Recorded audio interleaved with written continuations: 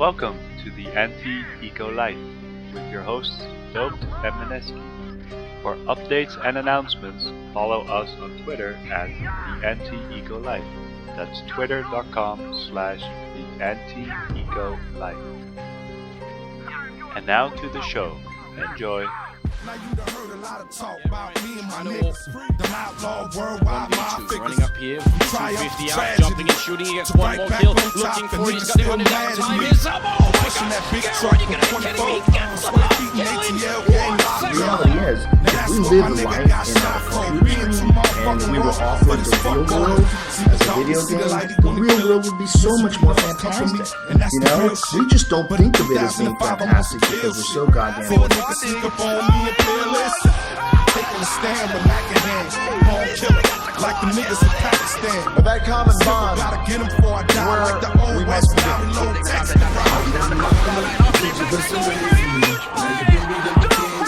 Кто-нибудь посоветовался с союзниками о том, что нужно делать в Афганистане?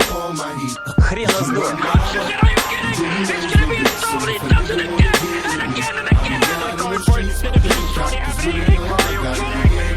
our economy is recovering. Every day is a new challenge. I'm a savage in my new balance. A lot of rappers are not on the fraud talent, blame the machine, but fuck it, I'm a hustler. So we started our label selling bricks with power to the people. Well, welcome guys to the first episode of the Anti-Eco Life. My name's Doped, and this is my co-host or another host. What's your name? Hi guys, I'm Mineski and welcome to the Anti-Eco Life. Right. Well, first off, we want to just mention that, you know, we are doing this for fun. This is a podcast, a weekly podcast. And the reason why we're doing this is a couple of reasons. First of all, a lot of the shows right now that are out, the talking shows, podcasts that are eSports related, they tend to be only about specific games, about CSGO, about League of Legends. Personally, I don't know about other scenes, but I'm guessing they have their own show as well. And so we thought, why not make a podcast that tries to incorporate various esports, and also to add to that just some real life topics, try to make this into a, you know, we're just talking to each other type of conversation, We're just discussing life, discussing what we are interested in. And yeah, so about interests, as I said, my name's Doped, in real life Remco. I started playing games at an early age. First game I remember playing was Donkey Kong in this little tiny handheld. It was black and white. And yeah, the first esports I ever played was Counter-Strike Source. I got pretty late into that game. I played 1.6. But I never had the game myself. I played it at their house, but yeah. And I was in a Counter-Strike clan for a long time and made really good friends. I'm still in contact with them and play games from now and then with them. And yeah, now I play CSGO, mainly with Mineski and some other friends of mine. I'm interested in H1Z1. Yeah, that's pretty much it about me. What about you, Mineski? Yeah, hello, my name is Mineski. The real life name is Ike, of course, with like the South Park character Ike, except my head is not cut in half. And so yeah, about my gaming history, I started playing games at really early age. I used to have this one DOS computer that had a slicks and slide in it. It had an oval course that you ran with your car around and try to beat your best time.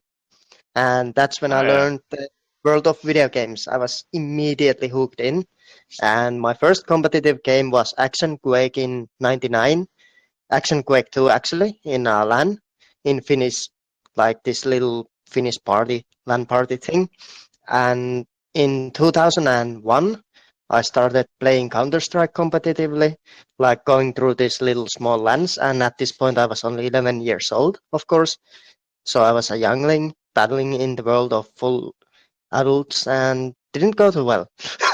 And so at the age of 17, I won my first event, and it was actually Wolfenstein Enemy Territory World Championship, and got a $500 for it. So it was a nice little thing to have. I've been playing throughout my whole life, mostly Counter-Strike or Wolfenstein Enemy Territory. Now I'm back on the CS:GO grind, of course. Watch all the events, watch everything that's happening in the scene, reading everything about it. And lately I've been playing with doped a lot of H1Z1. So that's my newly found love that I enjoy doing and been grinding the Battle Royale victories. Yeah, yeah. Like we are the two hosts of the show, and I was telling Mineski earlier that he's kind of the expert on here, the expert panel, and I'm kind of the Reddit noob who posts weird comments or makes comments that don't make a lot of sense. But everybody gets to express their opinion, and I think that's very important. Yeah, And there's like a little Beavis and Butthead thing going on. a little bit. But yeah, like you said, the $500 a euro or whatever Finnish krones or whatever you guys had back in the day.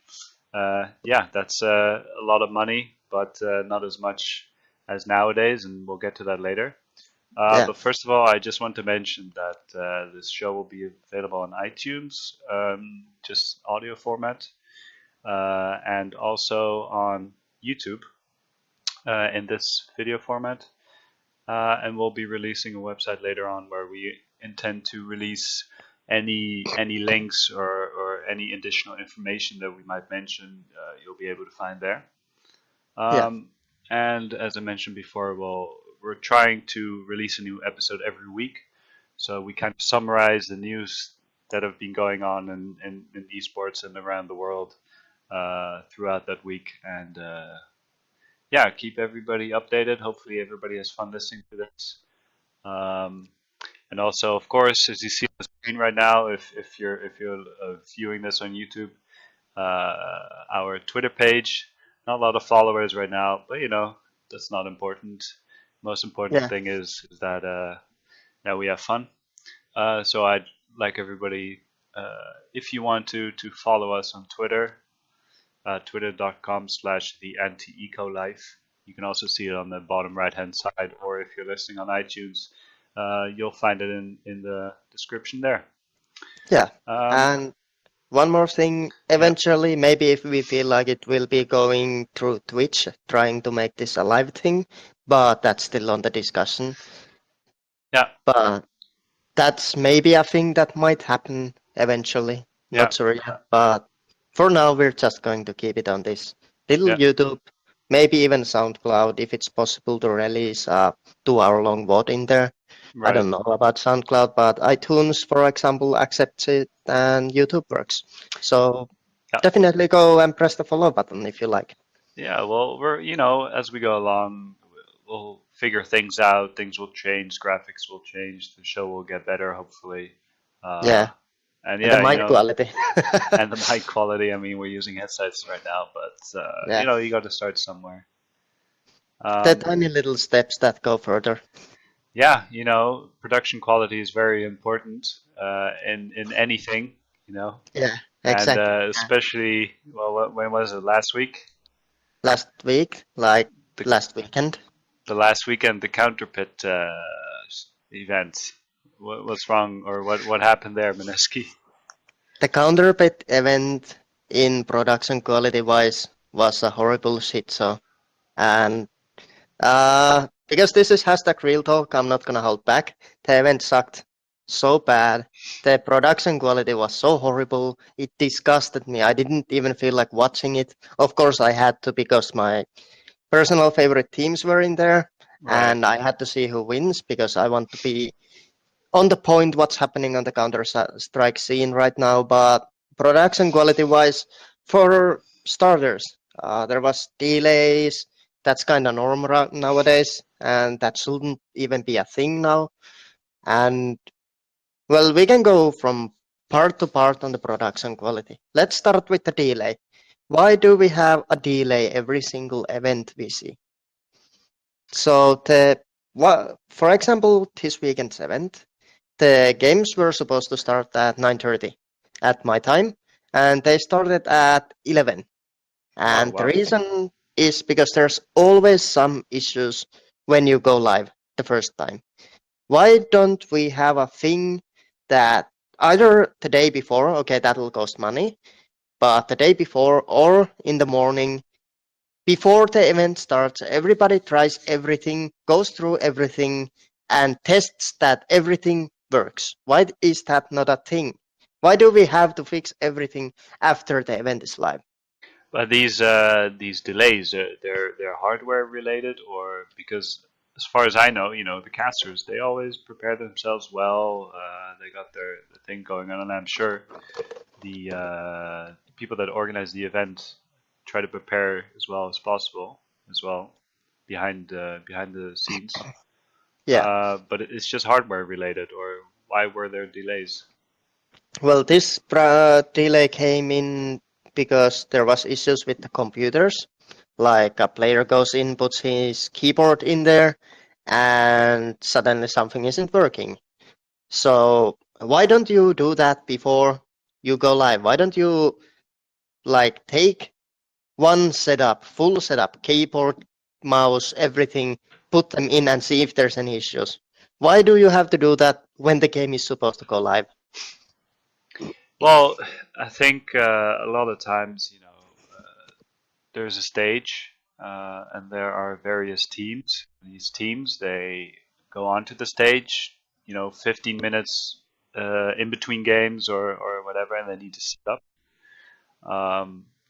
And I think a lot of times the keyboard and mice, there's an issue with that or Yeah. something. There's people that use. I mean, I don't really want to use brands, but I think it's fine in this setting. People got Steel Series mice, they got Razer mice, they got Final Mouse mice, they got whatever mice they have. Yeah. Same goes for keyboards. Everybody has a different one, and they all have their drivers, their software, their setup. And maybe that's just causing issues, when you're sitting at home, Yeah. you have one mouse, one keyboard, and your computer uses that. And if you have like 10 different drivers for 10 different type of mice on there, then you're going to get issues. Yeah, but you know, I mean, do you know about the thing that when you have computers that when you restart your computer, every driver, everything gets returned back to what it was before Right, installing anything. Why don't we have that as a norm? On right, a gaming PC, when you finish your shit, when you're done with your game, unplug everything, restart the computer, no more drivers, nothing, plug yours in, it installs them, and voila, you're done. You can just continue playing like there was no issues at all. That's a possibility. And even my little slump machine right here, even that supports it. I can right, just put it on and it'll work 10 out of 10 times. right. Yeah, I think a lot of I'm pretty sure that these events, the people that organize these events, they try to minimize delays. But yeah, as you said, it keeps on happening. So I don't know, what the thing with that is. And yeah, I mean, it's not just the hardware or delays like that are happening. In Dota 2, there was also a huge issue. I saw on Reddit a Valve employee got kicked out personally by Gaben. Yeah. I think that doesn't happen often. No, Uh, it doesn't. It doesn't. you, Pretty much what happened is that presumably there was IceFrog, who is the original maker of Dota, told the host, panel host, right. that be yourself. And being himself on China isn't the same thing as being yourself on America. And Okay. well, he made a sexual joke that is really, really sensitive topic in China. And pretty much that's the thing what got him kicked out of the event. And Gaben himself made an Reddit post saying James is an ass and we won't be working with him ever again. I mean, is an ass. Yeah. You were told you could say whatever you want. If you tell people Yeah. that you can say whatever you want, they're gonna say whatever they want. And if you get offended by that, I'm sorry, but Yeah, and James, knowing James, he is the kind of personality that he will go for it. He will be himself. He's gonna put the real talk in there, and he doesn't care what happens. okay. So basically, he was told to be himself, and then he kicked out for it. Damn. That makes no sense. And I wish the thing wasn't like that. The China major was a fuck up, complete fuck up in all possible ways. Anyways, there was delays. Valve kicked out the whole production crew, so they went for a day without a production crew, which means there was only casters and the games. There was no host panel at all. Okay. I mean, so that's going back to the old days where you got two people sitting in some room, miles away from the tournament itself. Yeah. Casting a game that's online.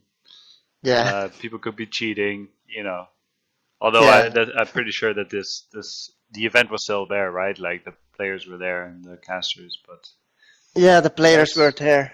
But the production team, weren't they Chinese? Yeah, they were Chinese. The original ones were Chinese, and apparently Valve didn't like them, so they kicked them out completely. Valve blamed every single issue on them, which is right. It's their fault. They didn't do their job. If the production is bad, like it was on the China major, like we went 5 hours without a stream because it didn't work. And that is the fault of the production crew. But I mean, of course, it's the fault of the production crew in some sense, but isn't it also the fault of Valve because they are the ones that hired them? They should know what they are capable of. Yeah, and this wasn't the first time the same crew fucks up. This same crew has fucked up before, and I don't remember the precise event, but I know for a fact that this same crew was on a horrible event that didn't go anywhere near how it was supposed to go. There were delays, there were breakdowns, So this is why do you hire it? Yeah, this has happened before with the same production crew, so why do you go on hiring the same crew again when they fucked up before? Yeah, second chances, it's a real thing in my opinion, but maybe you should not hire the production team again if you're hosting a major. Yeah, a major $3 million tournament. $3 million tournament. I think that two has the biggest prize pool of them all. Yeah.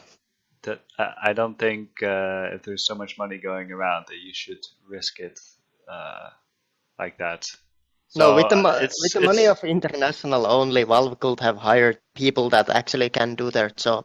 The international last year was $16.8 million, prize pool only. Yeah. So take a little cut out of that to hire a good production crew. Valve, take notes. Take notes of who I am. Yeah. Yeah, well, we'll get to IEM later. There's a major coming up, of course, this weekend. But yeah, so I think at the Counterfeit there was also something going on with the host. He was saying weird things and things like that. There was this, how do you call that, a soundboard made. Yeah, the soundboard is amazing, by the way. I have not used it yet. Have you? I don't think. Yes, I have used it a lot. I have used it a lot. We should, after this, we should play a faceit game or something and kill some people again, Yeah. But guys, only use the soundboard after everybody's dead or during the freeze time, yeah? Yeah, don't use it mid-game, please. No. Or if you do, use it properly. If you get a 4K, you can put some bra. But bravo! Yeah, exactly. Yeah, let's talk about that guy for a second only. Okay, yeah. In 2016, when we have almost 1 million people watching on Twitch, on the event itself. For this goes for the majors, not so much on those little leagues, but we had a solid 80,000 on Twitch watching Counterbeat. We had like a few people in the event itself. There weren't too many, like maybe 50. Yeah. But why in 2016, when we have these huge tournaments, these huge prize pools, this horribly huge fan base around Counter-Strike, why do we have a hype guy? Do we need the hype guy in there? I mean, the thing about hype guys, I think they're there to hype up the crowd, obviously, as the name says. I think what I was thinking recently was that if you're on a TV show and there's a live, actually, it doesn't even matter if it's live or not. There's always somebody at a TV recording that hypes up the crowd, even if it's just like, you go to commercial breaks and then there's somebody like, clap, clap, clap now, you know? Yeah, I know.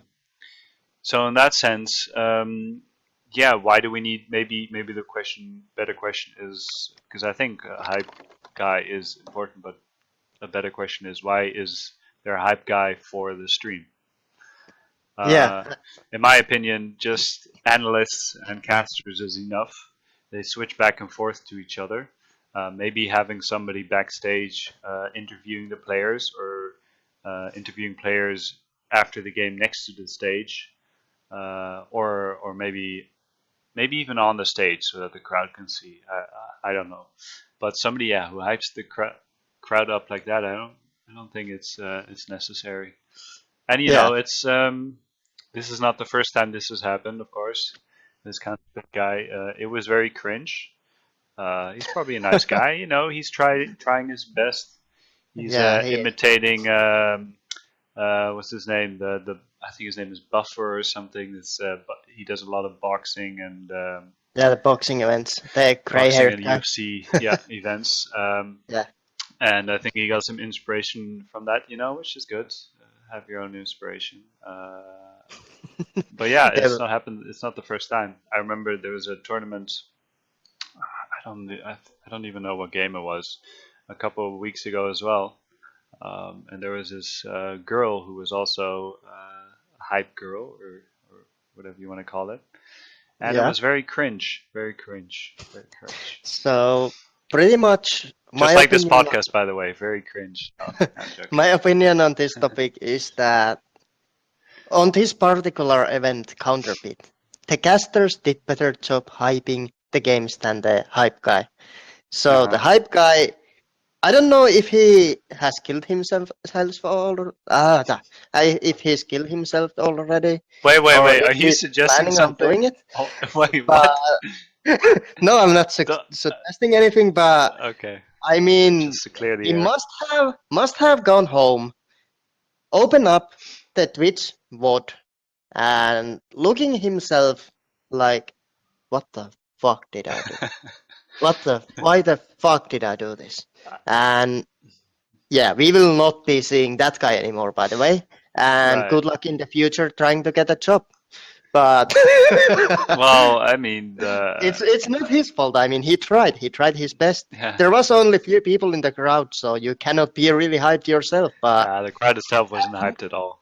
At that point, you shouldn't even try. You shouldn't try. You should let the game, the players, the teams, and the casters and analysts do the hyping for the next huge game. Like, if we see a game featuring Luminosity Gaming and EnvyUs, you don't need to go fully hyped on that.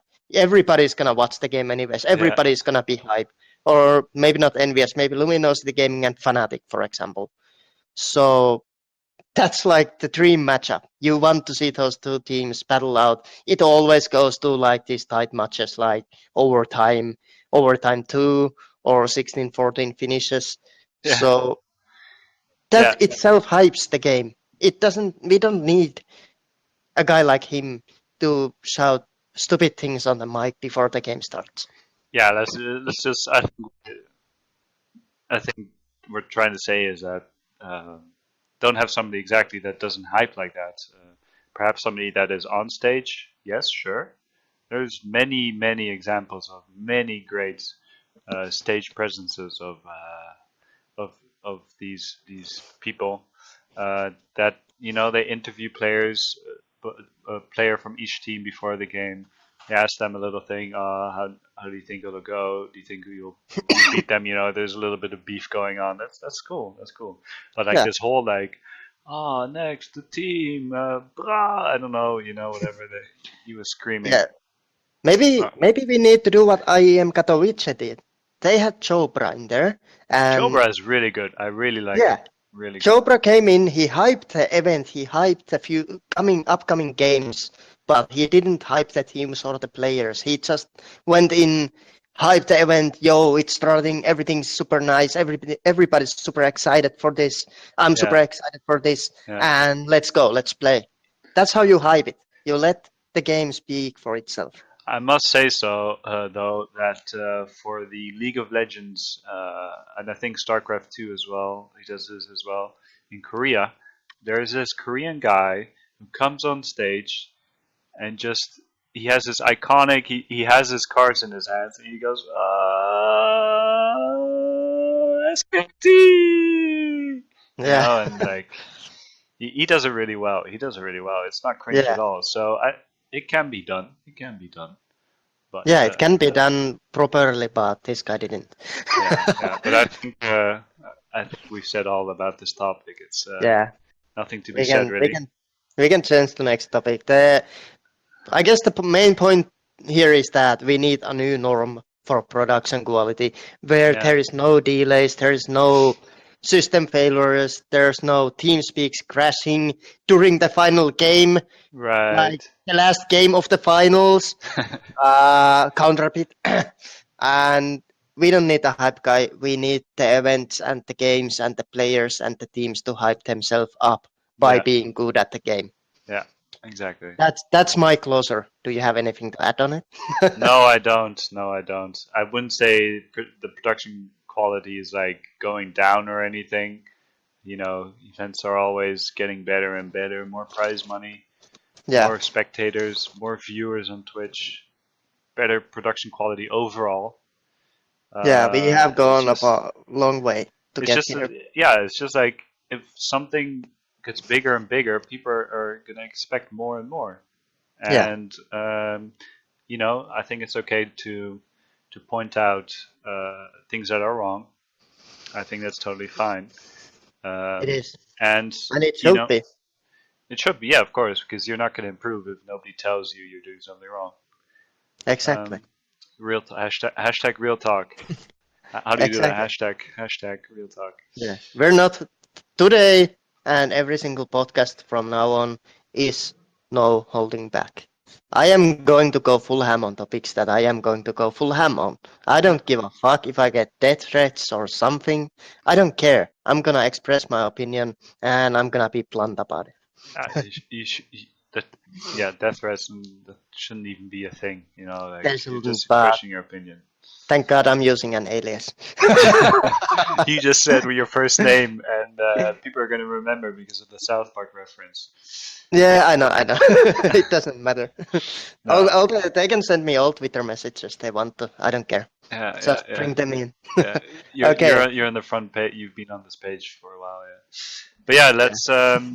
No slump for the production quality, but EnvyUs, right? What's going on with EnvyUs? I have not seen them lately. I don't watch a lot of Counter-Strike, or at least I watch the semi-finals or like quarterfinals, finals. I tend to watch the majors, the big ones, the IEM ones. But EnvyUs, what's going on with them?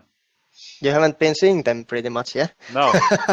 I think you did give me the statistics page. I'll go to it now. I think it's on the screen now. Yes, it's on the screen. That's what's been going on. The last 25 games, EnvyUs has lost 16 out of them. Won 9. They have finished 5th to 8th. The last 3 events they've been at. And it's looking like we're looking back to 2014 Titan right now. It's Kenias doing all the work and his team doing nothing on the background. Kenias has to be the most unlucky guy in the gaming history ever. Like, Yeah. the guy is a monster. The Yeah. guy is a fucking beast. He's a headshot And machine, man. yeah, not really. He's like, Oh no, that's Scream. I'm sorry. yeah, that's Grim. I got He's some the loud old noises guy. in the background, but I couldn't think for a second. Yeah, so Kenny has been carrying the whole team on his shoulders. I mean, he's a big guy. Yeah, he's tall and muscular and everything. But there eventually comes a point where you cannot do that anymore. And Right. the EnvyUs Slump right now is so bad that G2 is actually the best team in the French scene, and that's kind of saddening. I mean, you can see that clearly on here. They lost twice in the ESL Pro League against them. Yeah, So they and- lost 2-0 against them. Yeah. They're losing against upcoming teams like NRG. That's a bad thing because that's That's- EU team losing to an NA team. Okay, I don't think okay. I don't think everybody's NA on that team. Yeah, if I'm not and mistaken, but that first NRG game on Dust 2, that's completely understandable. Tabsen went ham on it. Tabsen was never a good player, but he destroyed everybody Yeah. in that game. It was all Tabsen the whole game through. So okay. that's reasonable that they lost. I And that- mean, yeah, yeah. they lost.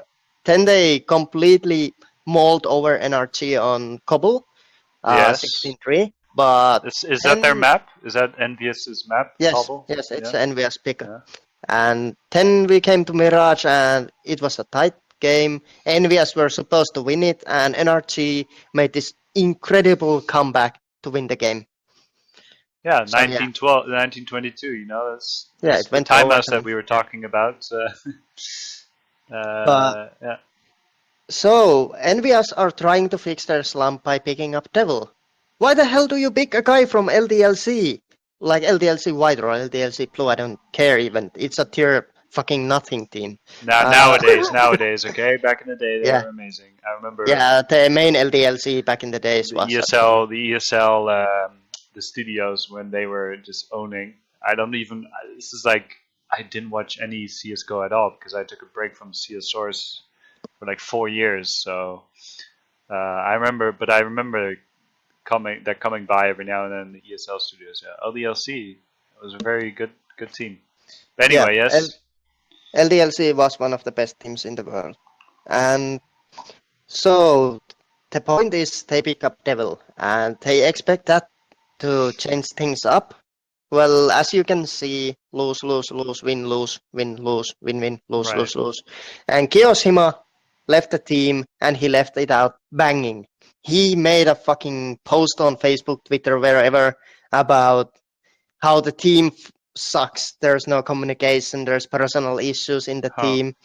I mean, you should never go out through that. It's a nice thing that Kiyoshima moved in with his girlfriend in fucking UK or something. Maybe he'll be good in there. He sucked anyways on the EU scene. but you cannot fix a thing like that if that's a true thing by changing one player. You need to sit down. You need to talk through all the issues you've been having, and you need to try and fix it. Because at this rate, NVS is going down. Mhm. I don't see the team being together for a very long time. Yeah, and then they changed the person who does the callouts.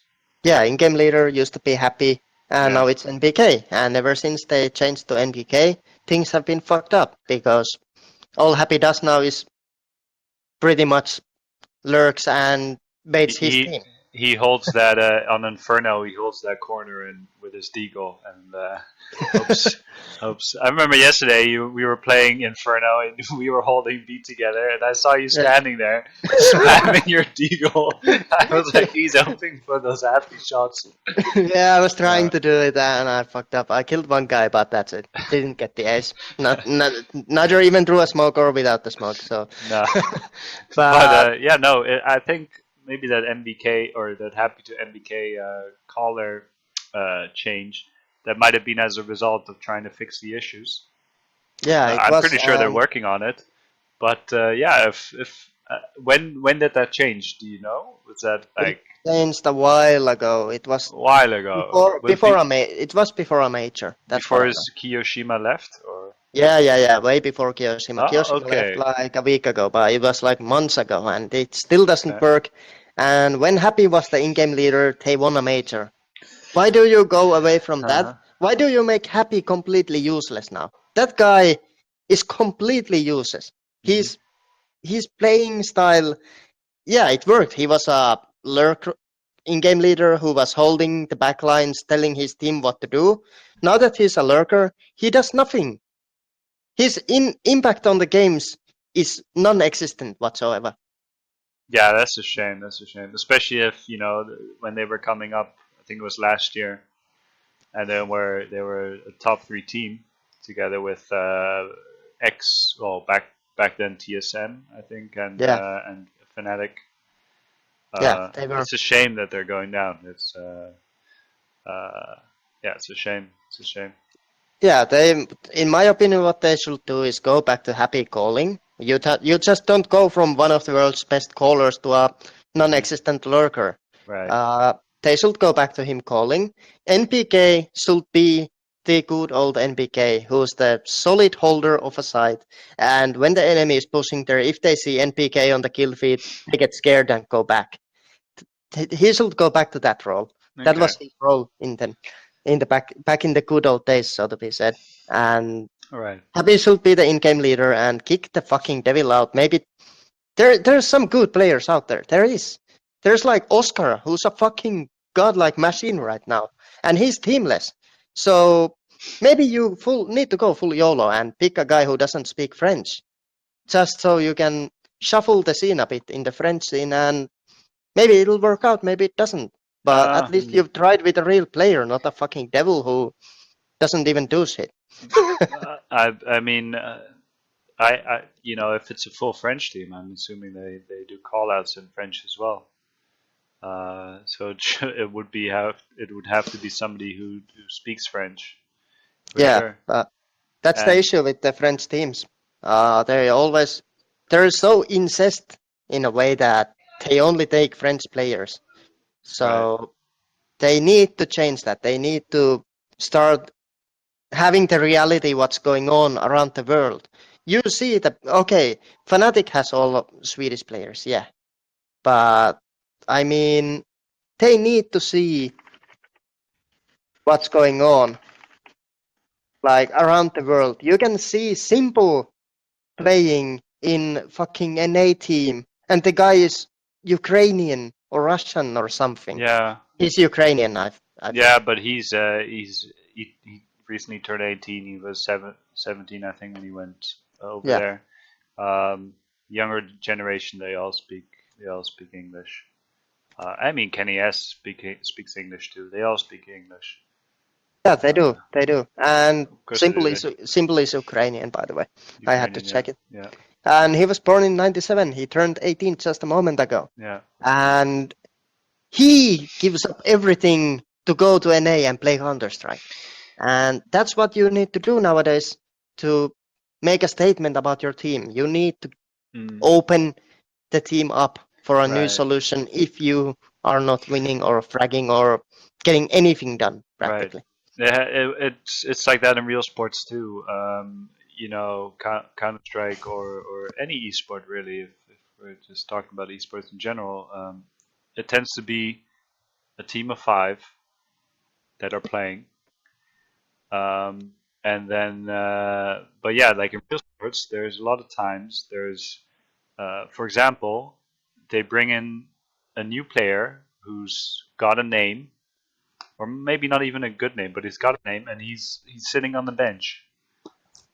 A sub position. You know what that does to people that are playing? They feel it makes them scared. It makes them scared. It makes them want to work harder. It makes them want to improve. It puts pressure on them. Yeah. And not every pressure is negative pressure. No, there's definitely an impact when you tell a guy that now you need to perform, or we have this guy who's right there ready to hop in, replace you. Maybe we need that in esports, maybe we don't, but Dota 2 is the best example. You have teams that have 5 different people who live in different continents. Like, Oh, right, There's best team in teams the that world. Yeah. have there's teams that have players that live in fucking Singapore, China, Japan, Sweden, and Norwegian. Like, why do these guys who all barely speak English are winning millions in tournaments? Because they have the spirit to win. They have what it takes to win the event. They don't play for friendship. They don't play for, let's have a good time. They play because it's their job. They want the money. And they do everything they can to get there. Yeah, I think that's it's a major a good thing, like the job thing. And I think to come back to that sub thing, real good example in the esports nowadays is League of Legends. As mentioned, I mentioned this team before quickly when I was going crazy about the counter pit guy. SKT won. They won the World Championships in, I think it was season 2 or 3, and they won it again last year. Yeah. And they were one of the first teams to have subs, and that has made them really good. Or one of the things that have made them really good, apart from being, Korean and just playing the game 24/7. I think that's not healthy either. No, it's not. But yeah, it can have a positive impact. And me personally, I know that a lot of the League of Legends teams nowadays, they have subs, even if they don't live with the team. They do have subs. In Korea, they do the subs do live with the team, like in SKT, but they don't have to. They don't have to, as long as there is some kind of incentive, or not incentive, but like a kind of a pressure on the main roster to perform, and I don't think that's present at all in any CS:GO team. I don't think they have subs. If I remember I think it was a couple months ago now. Can't remember the team, but I think it was Dennis. That was it, Dennis? No, it was like Forrest or Get Right or something. He subbed into for another team. It was some online tournament. Like, why do you need to get a player from another professional team who isn't playing in a tournament anymore? Maybe they even were. Why do you need somebody like that to sub for you? Why don't you have your own subs? Yeah, what is that? It's becoming a thing to have a sub in CS, but the sub can only step in when the other player gets like DDoSed or something.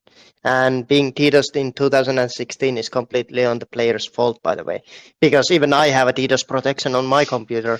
And pretty much that should be a norm right now. And if you don't have it, you need to go and get it, for real. It's 2016. Yeah, but get real. That the whole thing about you only get subbed if you get DDoS. What is that? No, but why? There's a team. The team has management behind them, whether it's analyst, coach, manager, I don't know, fucking chef in the house. I don't care. There are people responsible for. Yeah, you're laughing. There's people responsible for them, and they should be making the decisions. The coach makes the decisions who gets to play or not. Exactly, we need that, and we need the subs that are out there. Yeah, for example, Fnatic sub is their coach, and you do not want to see him play. He played one game, and pretty much he almost aced, by the way. He killed one person throughout the whole half. But it should be a thing. There should be some kind of peer pressure behind the players that I really need to do my job right now. I really need to dedicate myself to practice for this. Like Skadoodle fucking 19 hours in 2 weeks. What the fuck? You do this for a living and you have 19 hours in 2 weeks? I can check my stats right now. I'm not even a professional player or anything. And on my alt account, I have more hours in Counter-Strike in the past 2 weeks than Skadoodle, who gets paid who knows how much to play the game. Like, Yeah, it's you need unexcusable. to start treating your job like a job. You need to start treating it like you work on it. And if you don't, we have this substitute right here who can just, I volunteer as a substitute, and he takes your place. Yeah, I mean, yeah, yeah, and then the Like, coach can be like, like, "Look, you didn't play a lot of FPL matches, yeah, or you didn't play the required, um, I don't know, 30 hours in a week or something. I don't even know how yeah, much the players they play with each other. They must have alt accounts, but they should be playing with other players. They should be practicing and treat it as a full-time job. yeah. I'm looking Christopher Getright Allison right now. 84.7 hours in the past 2 weeks. And people wonder why he's so good in the game. Well, Yeah, there you go. He puts in the hours to make himself better. Over 5,000 hours in total in Counter-Strike. Over 5,000. yeah. And Is this CS:GO? yeah, Yeah, it's right. CSGO. Yeah, And we need a thing. We need a old school battle royale setup. Like, I'll just take this from the Hunger Games. We need a guy behind the team that says, I volunteer as a tribute when a player is playing shitty, when a player yeah, is playing really yeah, bad. Okay, you go into the seat and I come in, I take over and win the game for us. yeah. We need that guy on every single team right now. And I think it has to come from within the teams themselves. You can Yeah. also have organizations put like a how do you call it, like requirement for a certain tournament. Like, you need to have at least 7 players signed up or something. Yeah. 5 players, 2 substitutes, Yeah, or 5 players, 1 substitute, 1 coach that can take over if needed. or That like will that. be Yeah. the perfect, because the coaches nowadays are practically old players, except for NIP who has Except Thread, who's a 1.6 god. or the fnatic coach. Yeah, the fanatic coach I don't even know what he's doing. Maybe he's a friend or something, but I Hey, like the dude. dude. I like the dude. I like the dude. He's Uh, super excited every time they win. He fucking jumps on the chair and Yeah, but it comes. but he isn't a player. He Yeah, isn't a but player. it comes down to the whole sub and being scared or whatever. And Yeah. uh, personally, or what I think is that a coach has the responsibility to manage the team, and not necessarily even make the tactics and stuff. There's in football, there's certain coaches that are the best coaches in the world that have never played at a professional level. They've played at a Yeah. decent level, they've played top amateur level, but they never played professional football or soccer, whatever you want to call it. And they're the best coaches in the world. Yeah, just because they look at the game differently than the players do. They have that one little thing in their head that is absolutely amazing. But they manage the team. They Yeah. they're kind of like psychologists, kind of. Yeah. I see this guy is feeling bad and doesn't play how he's supposed to play. Yeah, let me go talk to him. I see this guy who's super excited and wants to play. Maybe switch them up. Yeah, exactly. Yeah. And okay, falling back to the beginning where I said that EnvyUs picked Devil. Sometimes picking up a player actually works out. And that's where I want to point my fingers at Fnatic. They pick up Dennis on their lineup when they lose the world's best in-game leader named Pronax, the guy who looks like an evil villain from James Bond with his smile. And pretty much Flusha takes over the in-game leading role, and they pick up a guy named Dennis, and they have won 6 tournaments in a row with a new player, with a new caller in-game leader. Yeah. And so it can be done. It can be done. It can be done. And point to prove is that Flusha has won the 6 tournaments in a row being in-game leader, and he's still the best player in the major tournaments ever, stat-wise. He is the best player compared to anyone by a mile Mhm. in majors, and he still continues on that same road even though he's an in-game leader. So can we take it that being an in-game leader is no longer an excuse to play badly too? No, but yeah, exactly. Changes aren't always good. You might even have to find a change from within. Yeah, Sometimes changing a collar does work. Maybe it does. yeah, Some sometimes it does fresh work. breath of fresh air, some Yeah, different tactics, some different maybe another collar does something completely weird. You never know. something that's But not predictable, right? something that's not predictable. But Yeah. sometimes stability is the best option. Yeah, now what Fnatic has and what makes them the best team in the world is that they have the best player in the world, Olaf Right. Meister, of course. They have one of the best AWPers in the world, that's of course JW, and they have 3 other players that are so insanely good at the game. Flusha, that was the best player on majors ever. Yeah. They have Grims, who's amazing super player. Yeah. So yeah, they have Grims, who is one of the best entry fraggers in the game, and of course one of the most solid holders on the fucking site where you at. For example, let's take B Inferno. There's no entering when Grims is on point. There just isn't. And Uh-huh. on top of that, now they have Dennis, who is a beast. He's just walking around Terminator style, killing people. And that makes them the best team in the world. They have figured out every role, fits them perfectly, and abuses the fact that this guy is so good at this. Let's abuse that.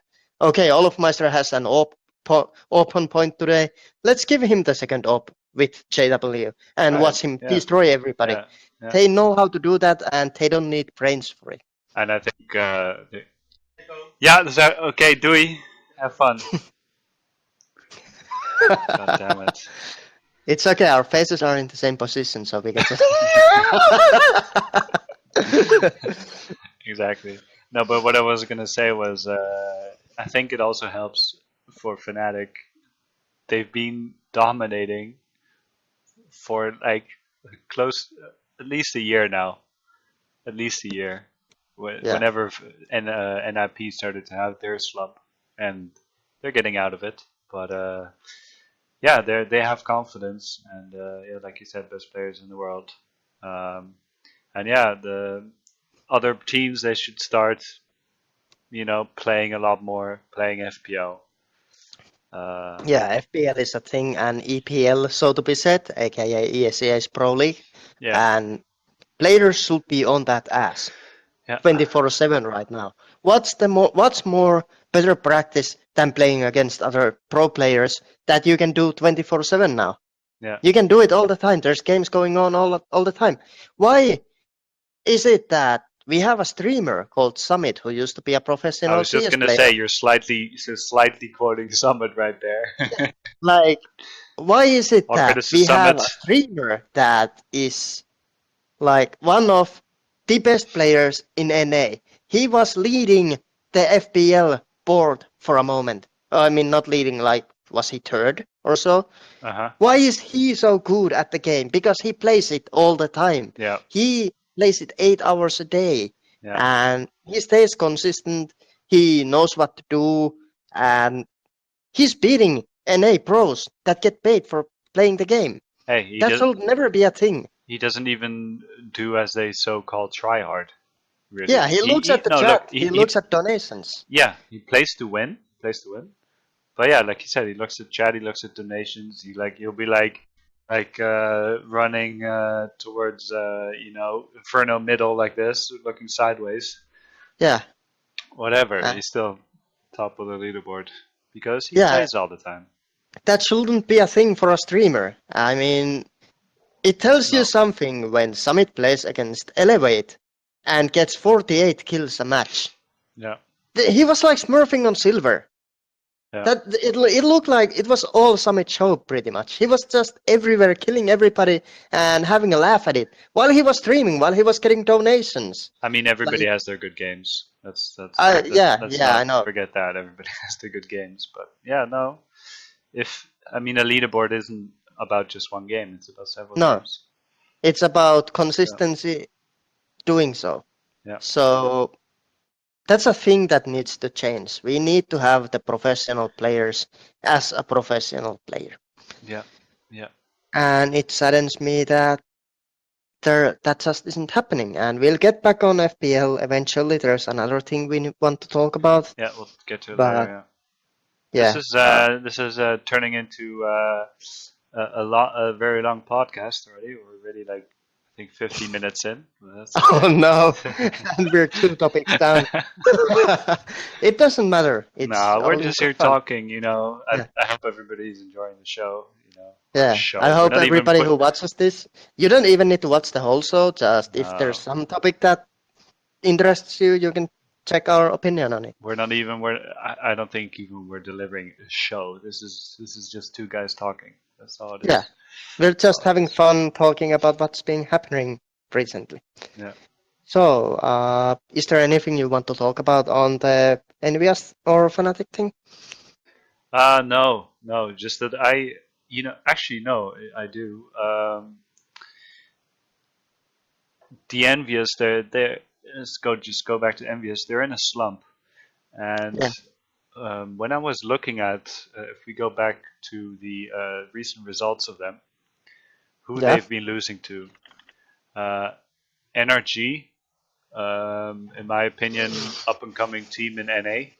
Yeah, it is definitely a competitor. Definitely. Navi, Navi, of course, no, very good team. But also G2, of course, not really a new team, but kind of, you know. Well, it's Titan, Ex-Titan. Now that's G2. And Yeah.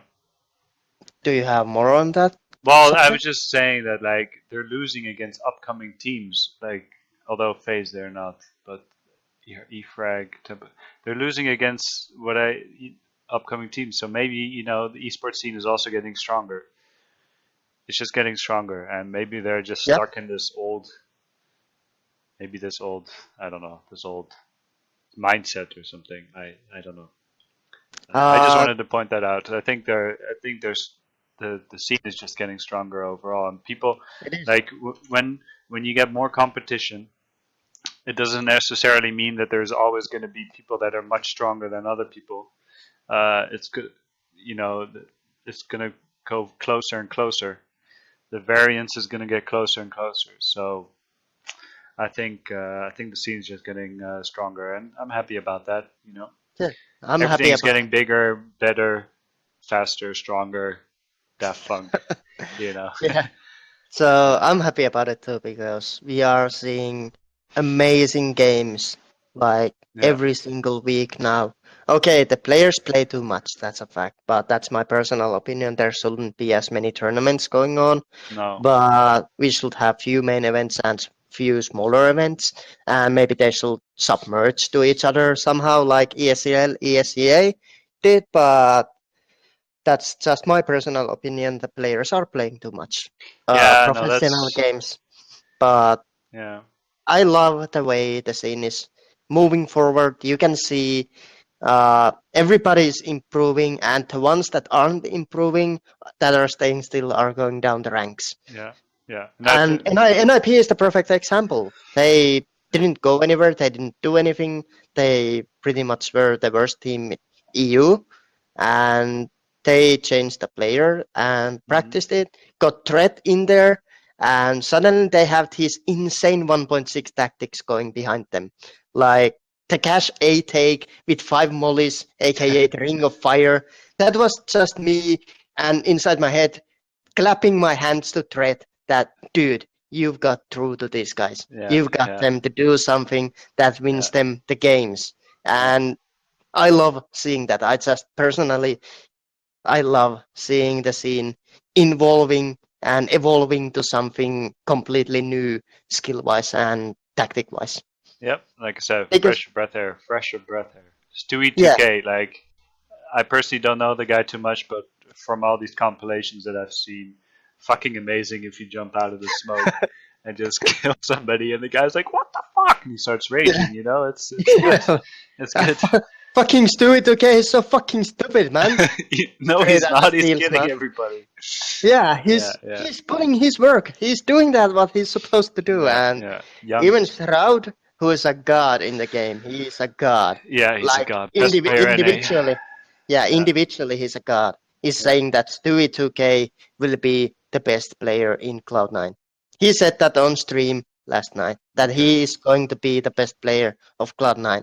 Just because the kid is fucking nuts. He's young, man. Young people, Yeah. they go crazy. You can't They're jump out crazy. of a smoke and kill someone. No, You just don't do that. No. Even in my fucking DMG games, people who jump out of the smoke die. That's a fact. Yeah. Well, So that's because they he can't makes it aim. work. That's because Yeah. they can't aim. But, Yeah, he comes out of the smoke pre-aiming somebody and kills him. It's Yeah. just ludicrous. Yeah. I love seeing it. Anyway, there's also this little thing that was announced, I think, yesterday or before yesterday, maybe even 3 days ago. A new Yeah. GFinity Client. Yeah, GFinity announced their own client, and that has an anti-cheat on it. And Okay. so So I is was this- reading at it. Yeah. Yeah. I was gonna say, is this like this is not a faceit thing, right? This is not an ESEA client where you can sign up and play. This is like for their own tournaments or something? Yeah, Or- that's for their tournaments, and that's actually a Faceit or ESEA thing. You can just log in on it and play. Okay, but I mean, like, So- we cannot play. Like, you have to be whitelisted or something. I think we actually can play. Okay.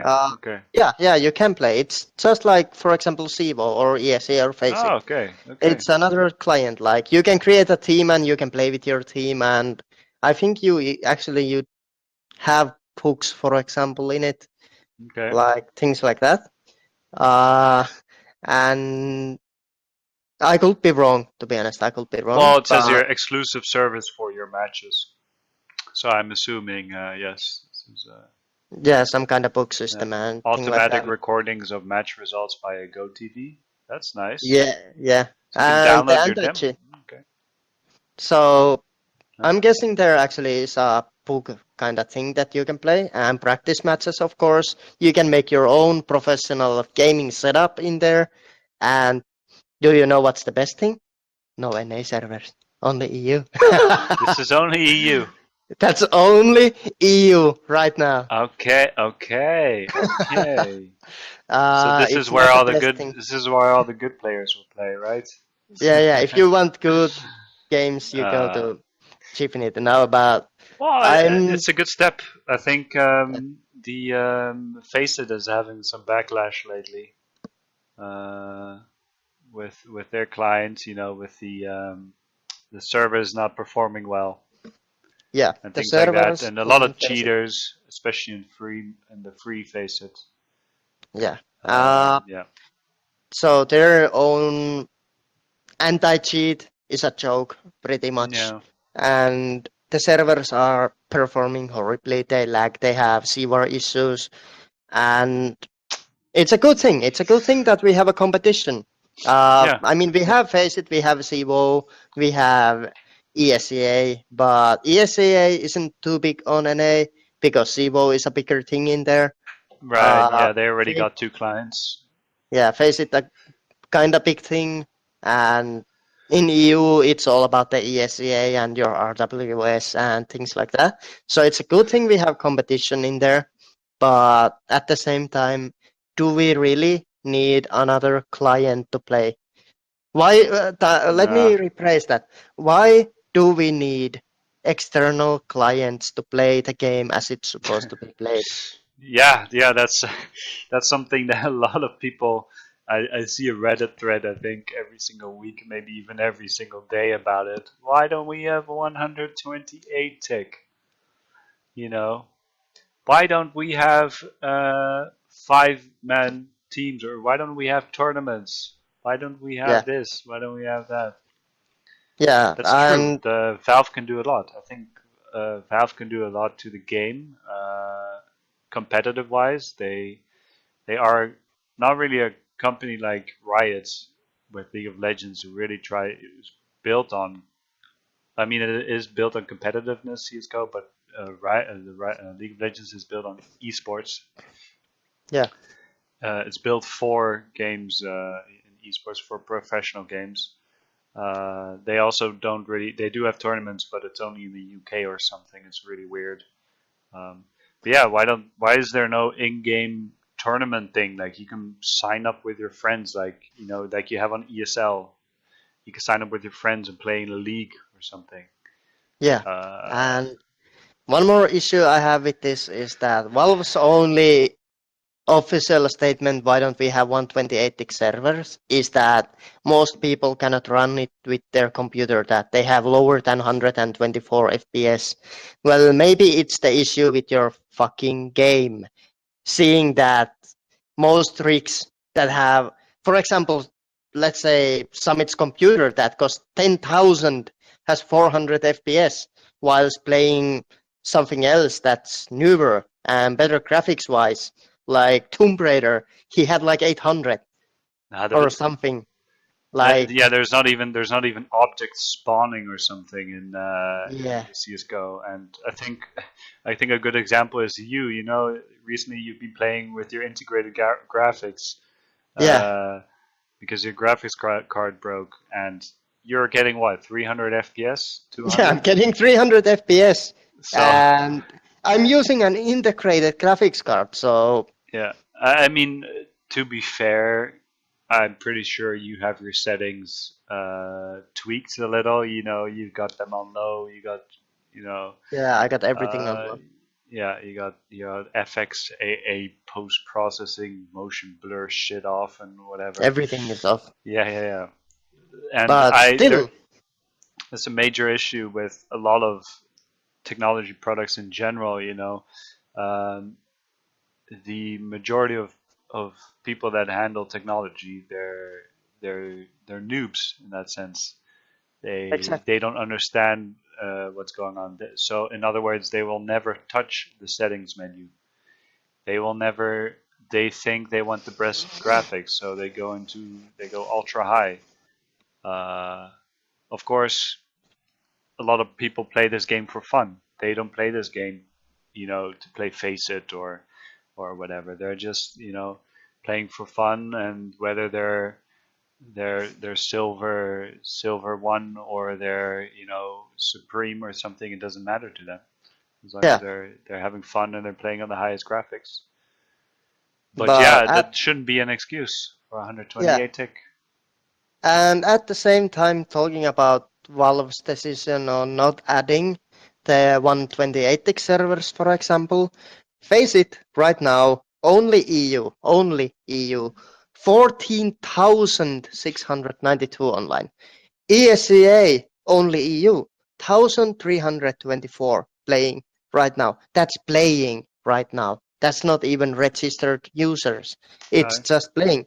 How can you say that the people that play this game doesn't want 128 tick or cannot run it on their PC when there's tens of thousands of people playing on 128 because they hate 64 tick? Everybody who I've asked everybody who I've ever talked with, even in the silver ranks, say that the 64 tick is not meant for a competitive game. Yeah, It just isn't. it shouldn't be an excuse of not getting better. A lot of Yeah, people say, even I do it sometimes. Oh, fuck this tick rate. yeah, I swear I hit him. This and that. It shouldn't be an excuse for doing your crosshair placement, improving your movement, improving your aim. yeah, But I think I think it was War Owl or one of those YouTubers who does YouTube videos for the majority of Counter Strike players, and he explained the difference between a 64 tick and 128 tick, yeah, and it made a huge difference. I mean, you're putting out twice as many FPS as usual, which means you're going to be more accurate. Even if, look, let's say you think you hit somebody, but you actually didn't, and one of the reasons could be is that you missed out on that frame right there where you shot, and it actually wasn't on him, you know? Yeah, exactly. people The think server doesn't register it. The server doesn't register it because you're just missing out on that one frame. Yeah. And there was a perfect image explaining the difference about 128. I'm gonna send the link to you right Sure. now so you can show it on the screen. Send it to me on Twitter, please. Yes, I'm doing it right now. And there you go. That explains everything about tick rates. That's 20 versus 128. The difference is insane. Yeah. Like, I mean, 20 tick rate is quite. Nobody plays on 20 tick rate, but you get the idea. This is what I was talking about. With you're gonna miss. You're gonna think you're on somebody's head, but you're not because you're a frame behind or whatever, however many frames behind. Yeah, that explains the tick rate pretty much. It doesn't explain the difference in 64 and 128. Of course, the difference is that you hit twice as much on 128 tick. That's the difference. You get the 2 times more frames on the character itself. So the chances that you hit him where you aim is 2 times higher than it will be on 64 tick. Even though 64 tick isn't that bad, but it just isn't a competitive mode. Right. I mean, even back in, I didn't play much 1.6, but I remember it being in 1.6 as well, and definitely in Source. There was servers with like 1,000 FPS. Yeah, there was. And I think even the ESL servers, they ran at 128 tick. Yeah, they did. Already back then. And on top of that, we had 10 years ago, more than 10 years ago. We had a selected few servers that had 720 tick. And those servers were the most played ones. And that's a fact. Yeah. Like deathmatch wise, there were deathmatch servers that had 720 tick rate.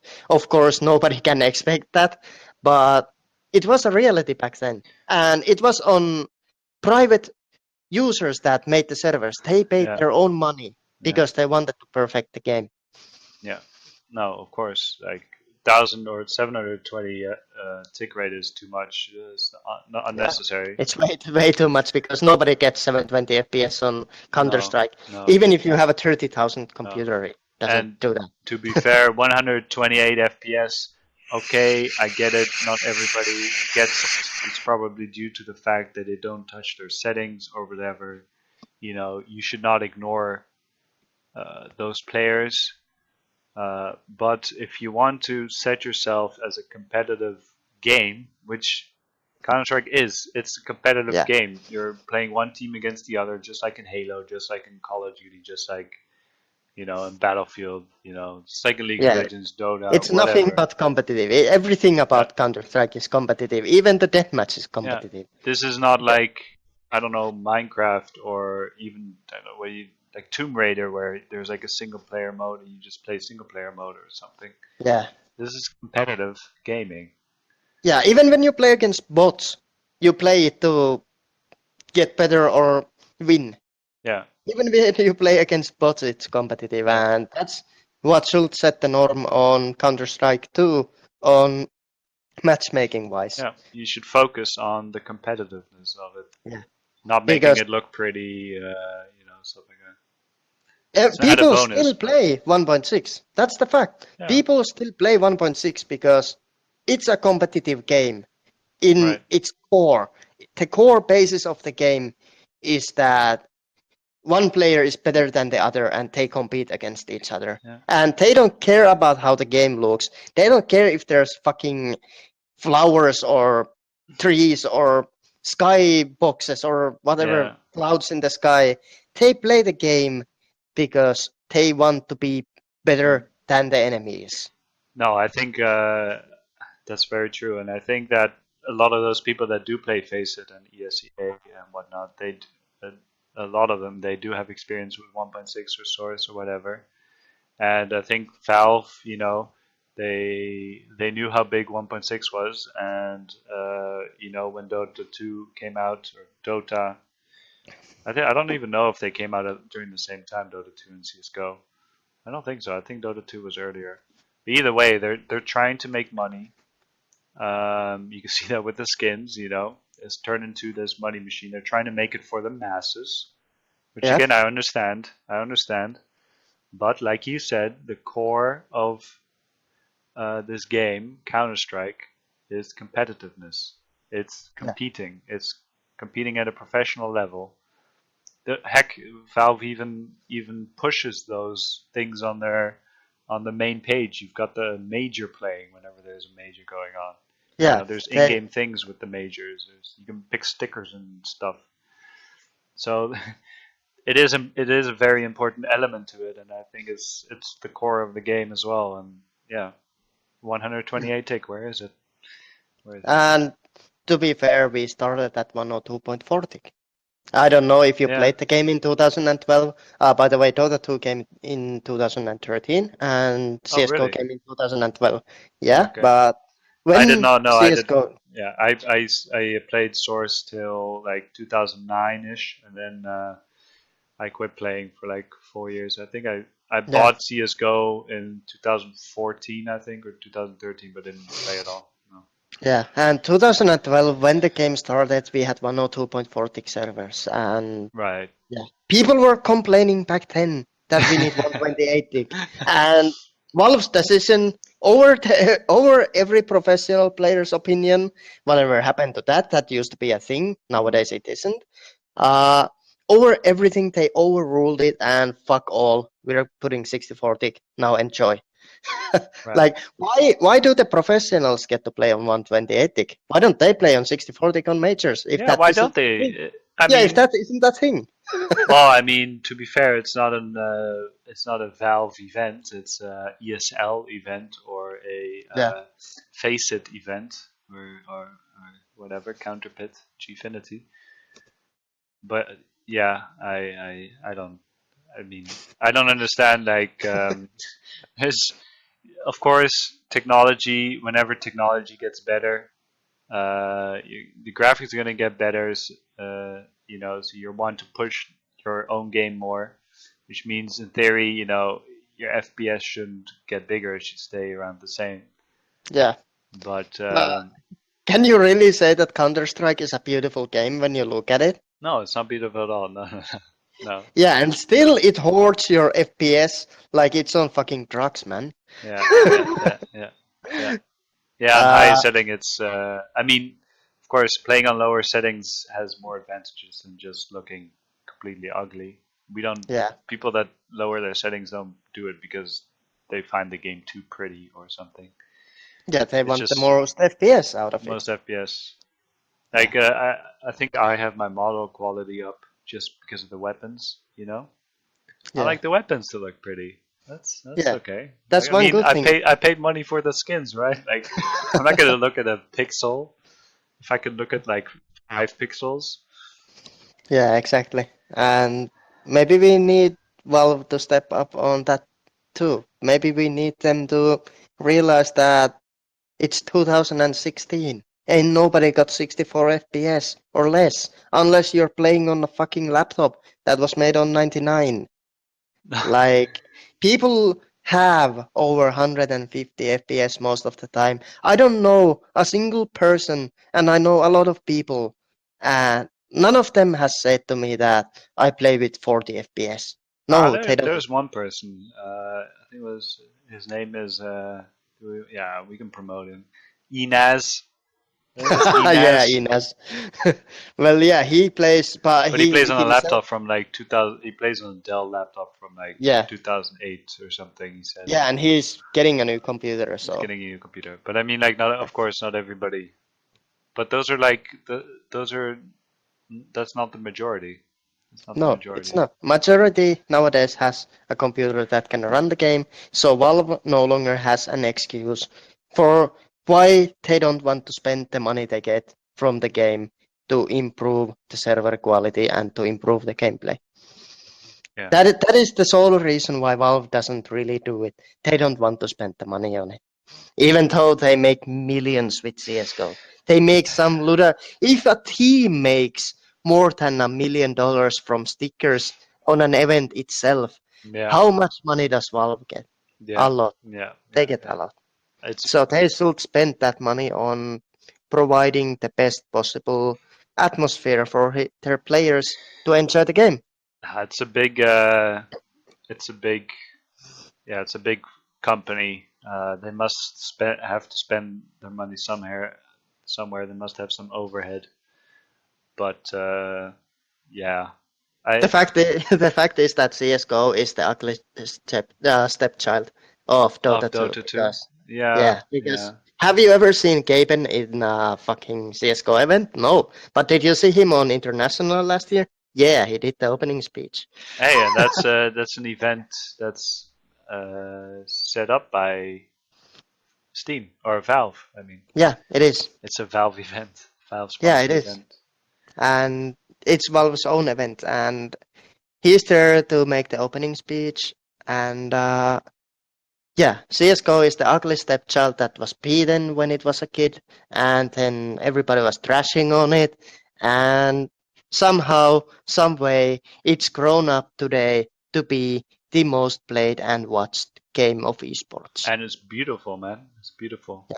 Like I used to play League of Legends for a long time, but that game is nowhere near as beautiful as Dota, and it runs just as fine. You know. Yeah, and Dota 2 has Source Engine too, whereas Yeah, CSGO's. Maybe it's in the making, maybe I it's think not. so. I think it's in the making. But Yeah, you know, same. it's not that easy to convert your whole game into another engine. Yeah, You're it's not. pretty much It takes what you're time. pretty much doing is you're breaking everything down and building it up from the beginning. Yeah, You're and using they need to pieces make here sure and there everything from works. the old engine, but Yeah. Okay, are we done with the topic? yeah, let's go into something more serious. You know? Yeah, this is more controversial because Yeah. this is gonna. I'm gonna say something probably that's gonna make a lot of people angry, and this is where the death threats come in. Uh, thank God I have an I think alias, but I think it's I think it's mainly you know, like we said before, this is an esports podcast, but also, and we've only been talking about Counter Strike, yeah, but it's also a podcast about anything really, anything we have on our minds or anything we feel like talking about. yeah, this And is I a think topic that definitely needs touching. and I think a lot of people they they don't only think about esports, you know, and it's yeah. This is a very sensitive topic, of course. We're talking about well, let's say it in general, terrorist attacks recently. Of Yeah, course, there was a big one in Brussels. This is from an article from yesterday, I believe. Yes, yesterday. 31 killed and 300 injured. That's a lot. that's way too much. That's way too much. This morning, or the last night, well, I think it was for us night, but for them morning in Iraq, there was also a terrorist attack on a football event with children. We won't be showing the video because even though it's not graphic, it's pretty horrific. Yeah, you don't want to Um, see that, and if you do, you can check it yourself. no, You know no. how to find it.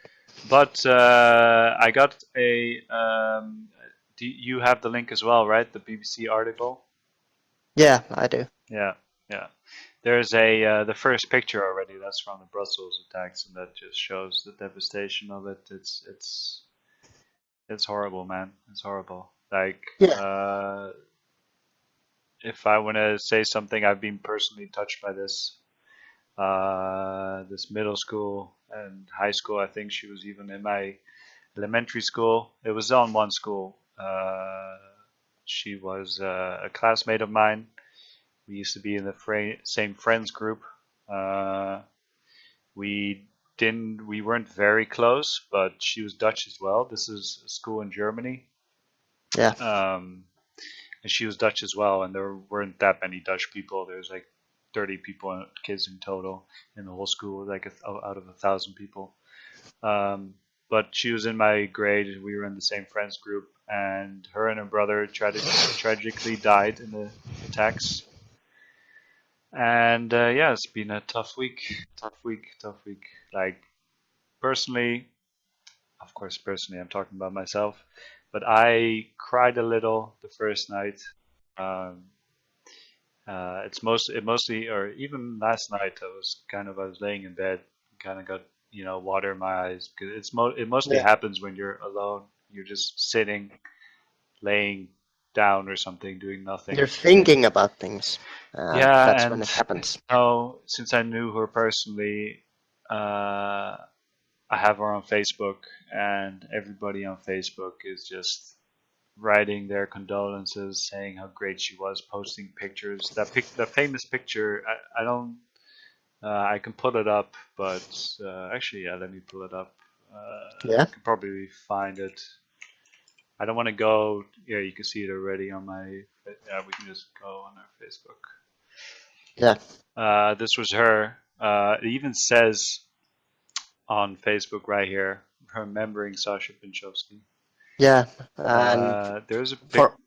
Yeah, there's so many pictures on here of friends here. Matthew Brown, I knew him from school. Like so many people. Yeah.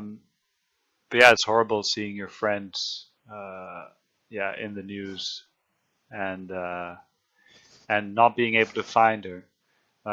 Should we just briefly explain the story, or should we just talk in general about the Brussels attacks? Maybe talk in general about terrorism because I have a personal experience of it too. Not personally affecting me, but affecting my friend who was in the France cinema explosion, and his girlfriend was inside, and my friend was outside, just going in when the explosion happened. Yeah. And how many months has it been? 4? 3? It's in November. It was Yeah, on the 13th of and November. there's still nothing about the girlfriend. She's nowhere to be found. Yeah. So yeah, my friend has lost a girlfriend on terrorist attack, and you have lost a friend in there. And my opinion on this is that if you are a terrorist or if you're planning to become a radicalist, go jump off a bridge, shoot yourself in the head, fuck yourself with a cactus, whatever you feel like doing, just do it to yourself, don't do it to other people. Just generally, if you are a radicalist or if you're a terrorist, fuck you. Yeah, but that's in that sense, they would not be qualified as a terrorist. They would be qualified as a suicide, not even a bomber, just a suicide person. But yeah, be a suicide person rather than a suicide bomber, man. The thing is, like, I don't want to make excuses. I like, for me, I've had these thoughts for a while, and if you're touched personally, of course you get angry at first. Yeah. The first night, I remember I was very angry. I was just sitting there, just like I was about to go punch somebody in the face. Like, this is not. Yeah. But you can't be angry.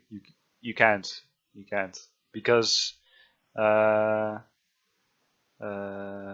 lost my train of thought. But yeah, you can't be angry because you have to work on a solution.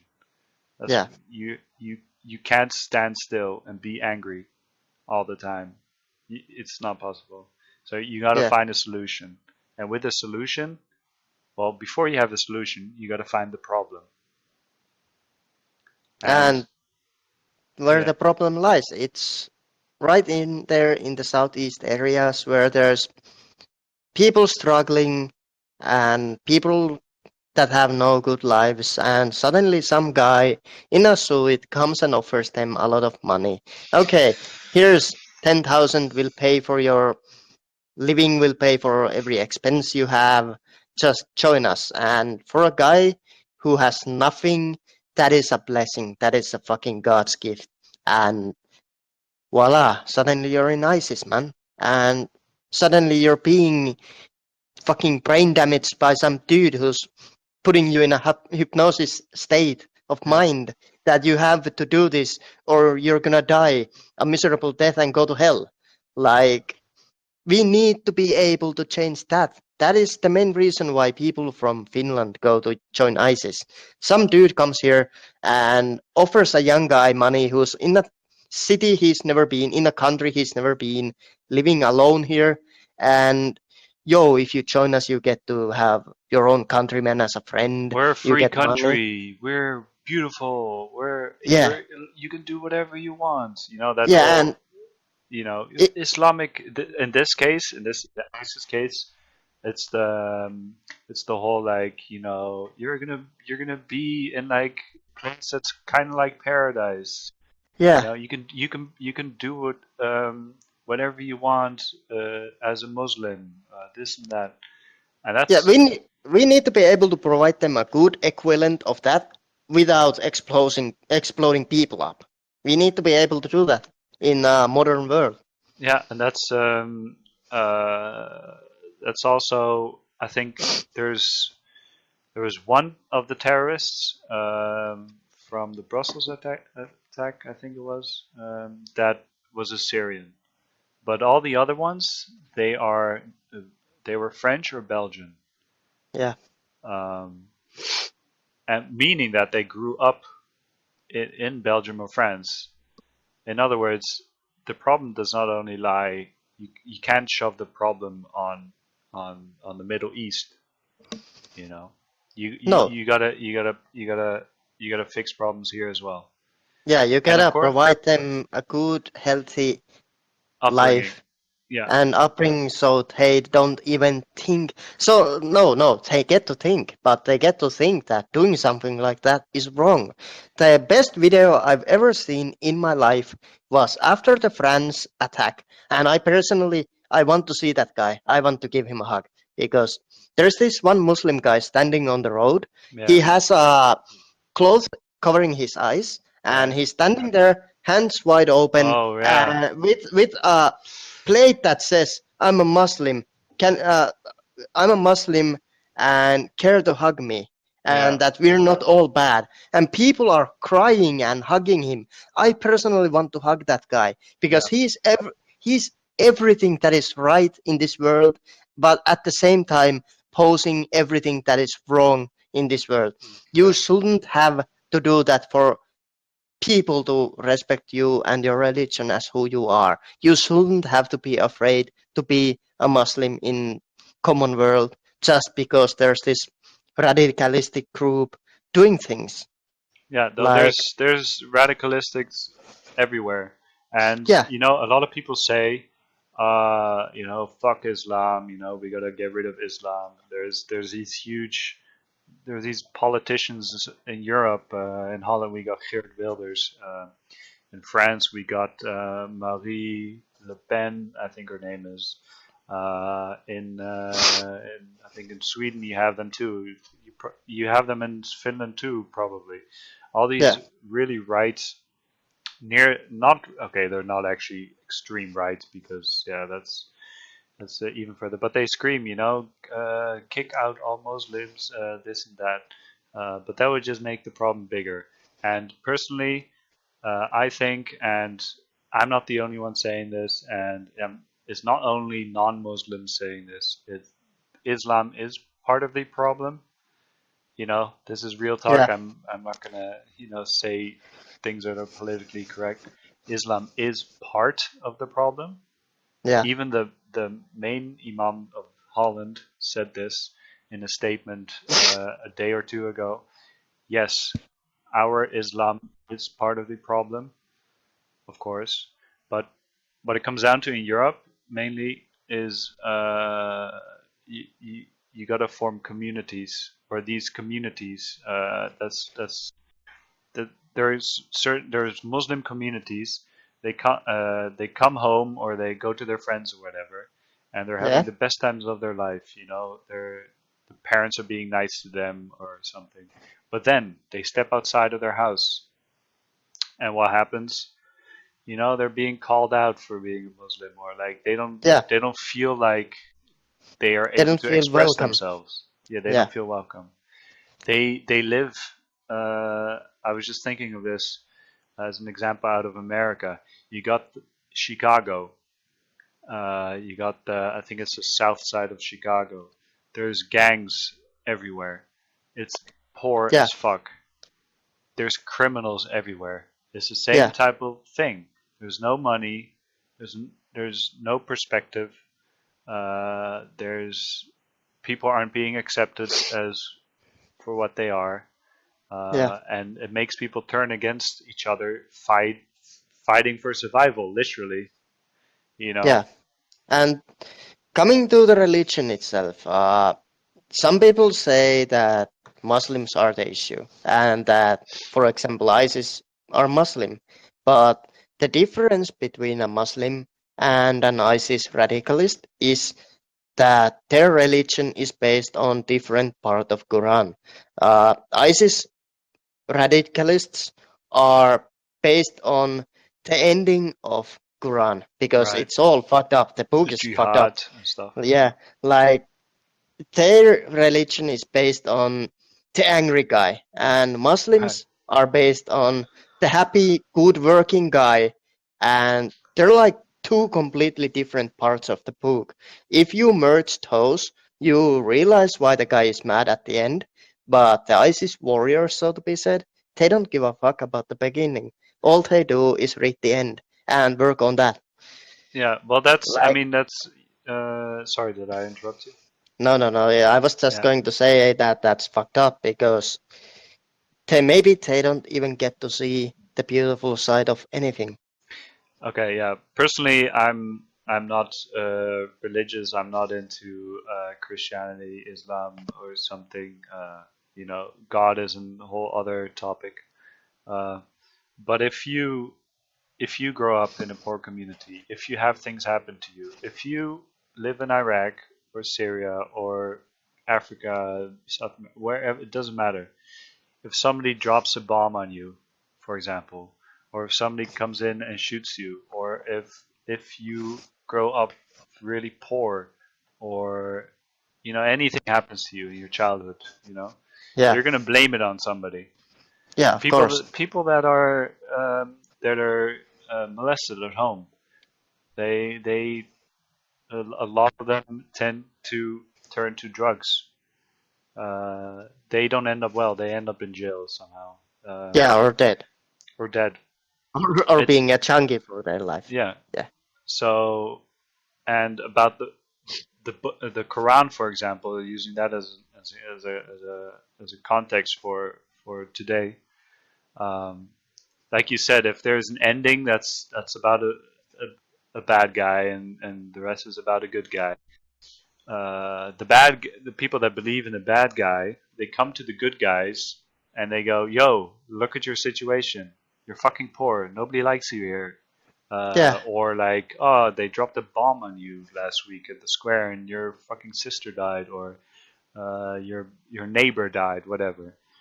And they're angry and they're pretty much being brainwashed, like you said, into yeah, believing in the bad things. And it's Islam, therefore, is part of the problem.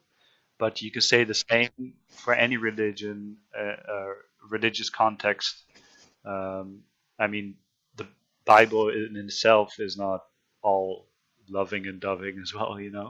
no, it's It's not that. it's all about interpretation, and Yeah, you can. like, and that's really fucked up that people in a common world actually believe that when you do the bad thing, you're doing a good thing.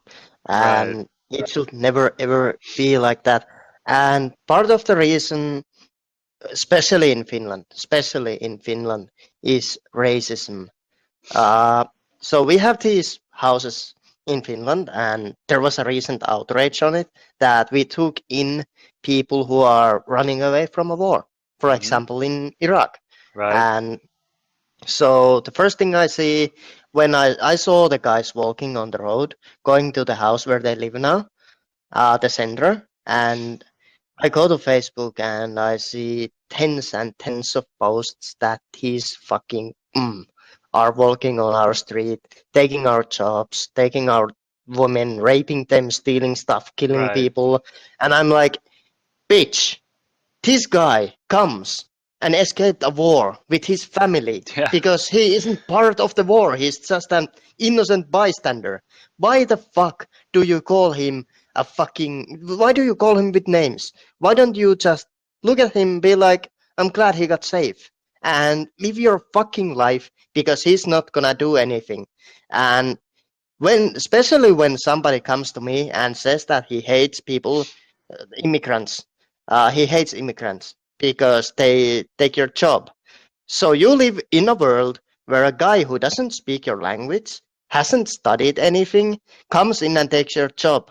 Go and look your fucking mirror and see who is to blame. If a guy like that takes your job, like, it's your own fault, you're fucking sucky nitlicker, Yeah, but basically. yeah.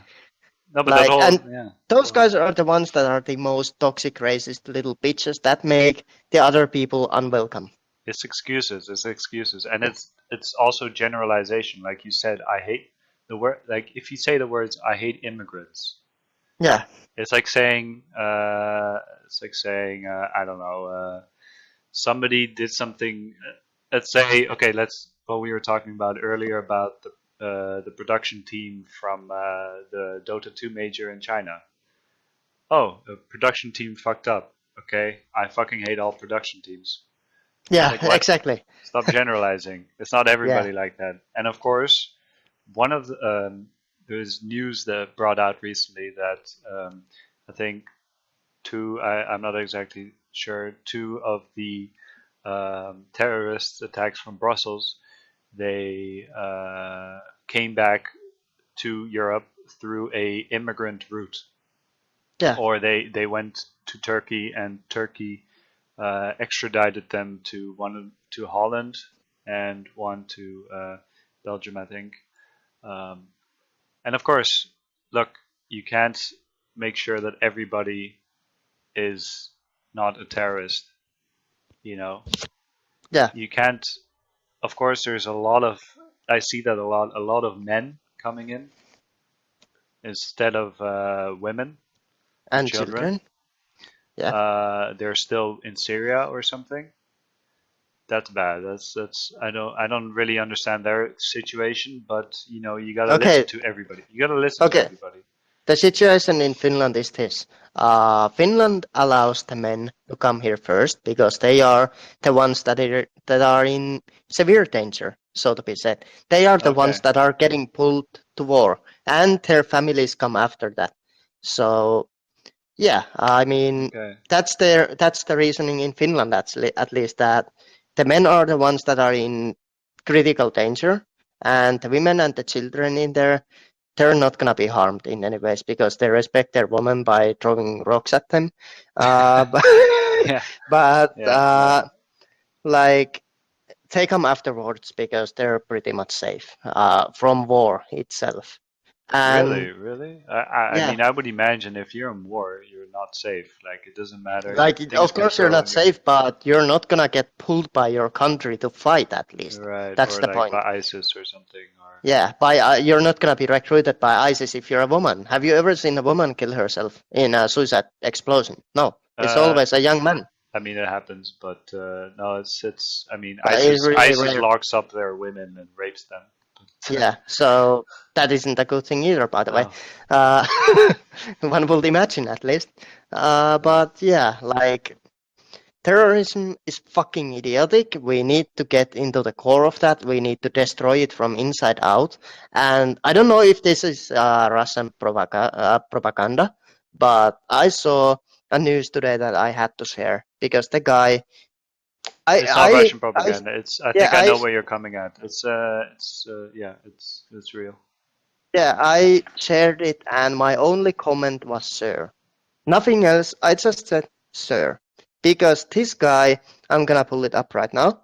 Uh, Soldier calls in airstrike on himself when surrounded by ISIS fighters to complete a mission.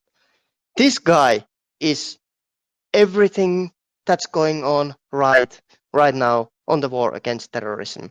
He was called out by ISIS that he is a fucking spy thing guy, and they surrounded him. Loads and loads of them surrounded him, and he had no way out. He calls in an airstrike on his own location, and he fucking blows up like 100 ISIS warriors. And of course he died in there, and that's a sad thing. But that guy Yeah. is a hero. He is a hero. Well, it just shows. Yeah, that's right. Yeah, it shows that there's actually people who are willing to give their life to end this war against terrorism Right. because they think that terrorism is wrong and it should never even occur in this world. No, like he at the very last moment he didn't think of himself. He thought of what can I do at this situation that would still help, you know, my Yeah, that's mission. possible. That is possible. He's a real 100. fighter. That is possible. Over 100 suicide bombing attacks, fucking evaded just by a single person. Yeah. And for that, I thank that guy if that thing is real. If it's real, I thank that guy. Yeah. And everything good, hopefully for his family and friends for the rest of their lives. Because that guy is a hero. Yeah. Yeah, like you said, we have to destroy from inside out.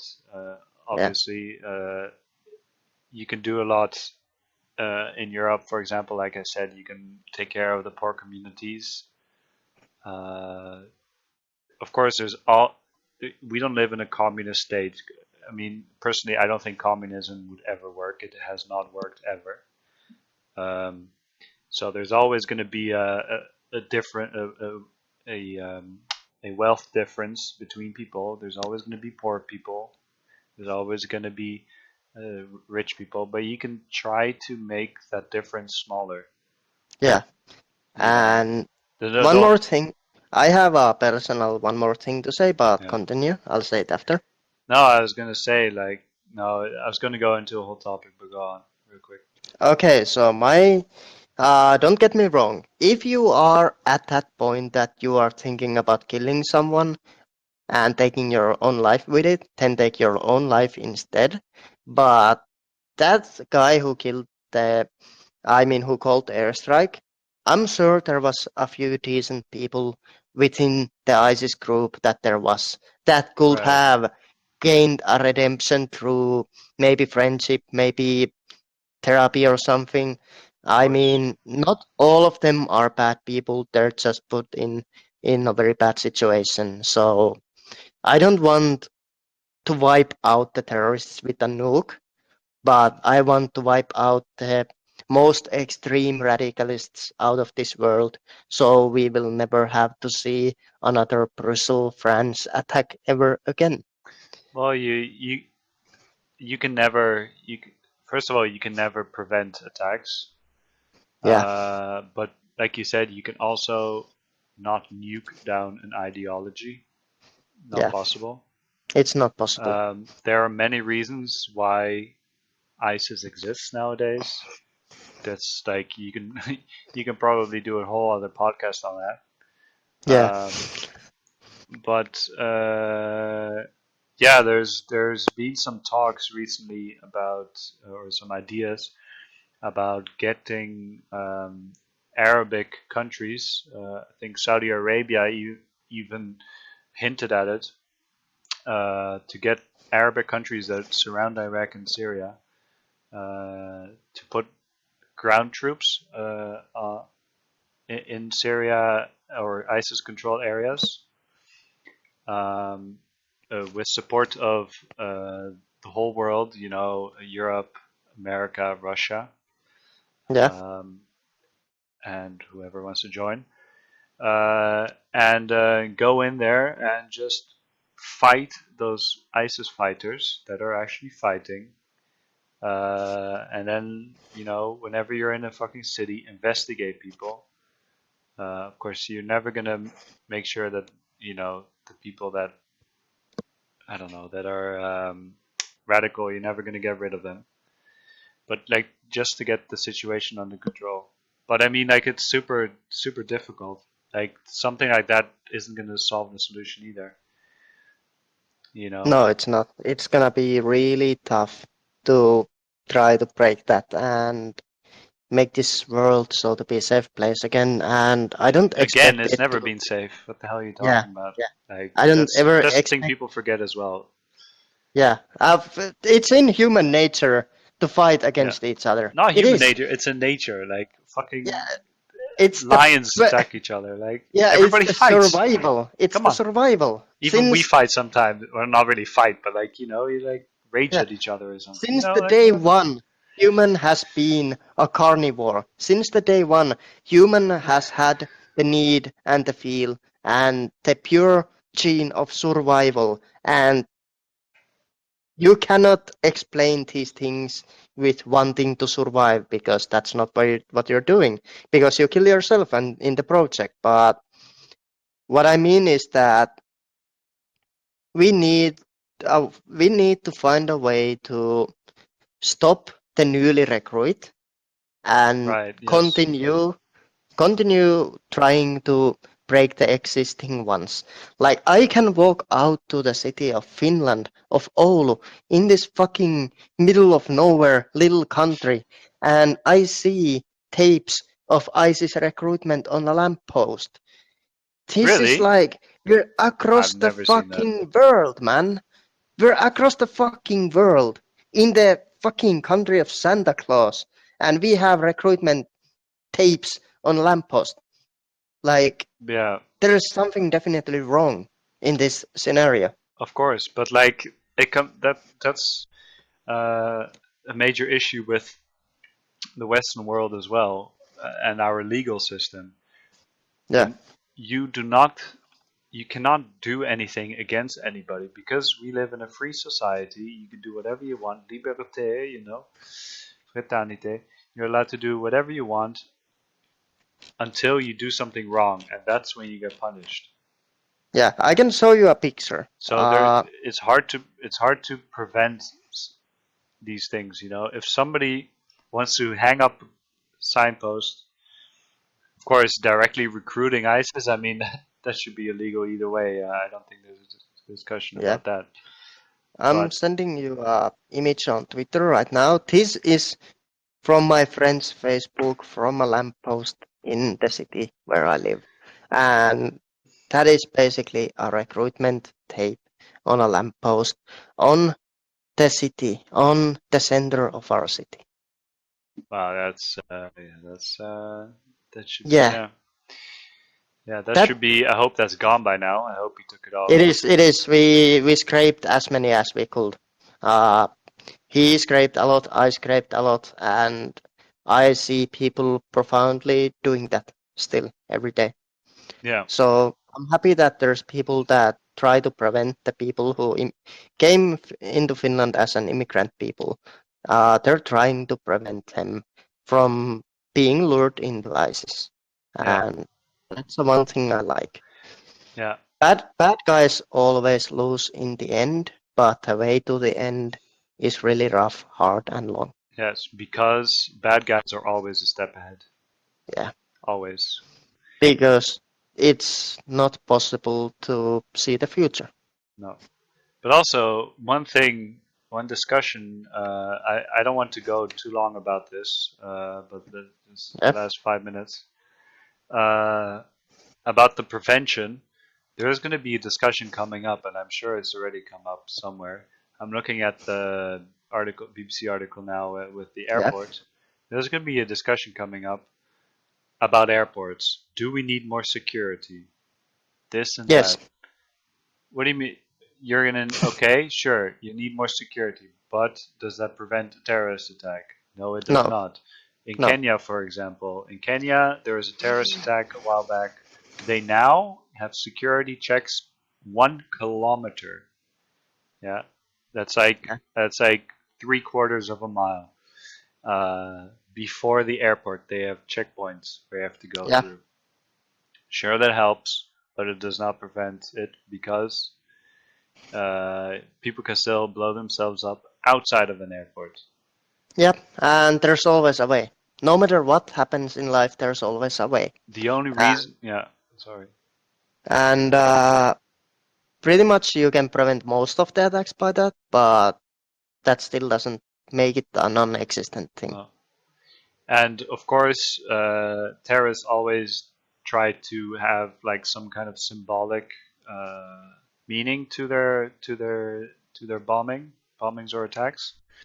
In this case, was in the, for example, the attack at the airport. It was that they blew themselves up at the check-in point for the flight to New York. That's where my friend was going as well. But still, like if for example, if there is a check-in point before the airport where everybody's bags were getting checked, you know what these guys would have done? They would have been standing in line and would have blown themselves up in the line. Yeah, and there would have been even more casualties. So and you can never completely remove it. You can try to prevent it, but it's not gonna be easy. So like more police presence, you know, we don't want to turn into a police state, but I don't mind having more, you know, maybe a policeman, you know, on every street is maybe too much, but at least see a policeman every now and then. That'd be nice. Yeah. You do already, but funny thing about Finland, the moving police has been completely seized. The what? The moving police, aka the police department that drive around with their cars. Oh. That's been completely seized. That's non-existent anymore. We have these small little ball cameras that the police sit around in an office, look 24/7, and they don't roam the streets anymore at all. It's gone. Yeah. Like, what the fuck? You're police. You're supposed to protect a city. You're not supposed to sit in an office with your fucking lazy ass. No, they're not. They're not only there for terrorists either. No, there's more things going on than just terrorism. Yeah, but in Finland it's completely ceased. Yeah, it's that whole thing with like, oh, we're in a crisis and we have to make sure we don't spend a lot of money. So the first thing we're gonna do is we're gonna cut spending on education. We're gonna cut spending on police. Anything public, we're gonna fucking cut it. Yeah. You know. And that creates even more problems, but that's a completely other topic. Yeah, but as to conclude on this topic, from within, you got to find solutions. You cannot go and just wipe out ISIS. That's not possible. You have to come from within. You know, you can even as maybe a lot of people that are listening or watching this, they're asking themselves, well, what the fuck am I supposed to do then? You know, should I join the army or something? Even I had that thought. No.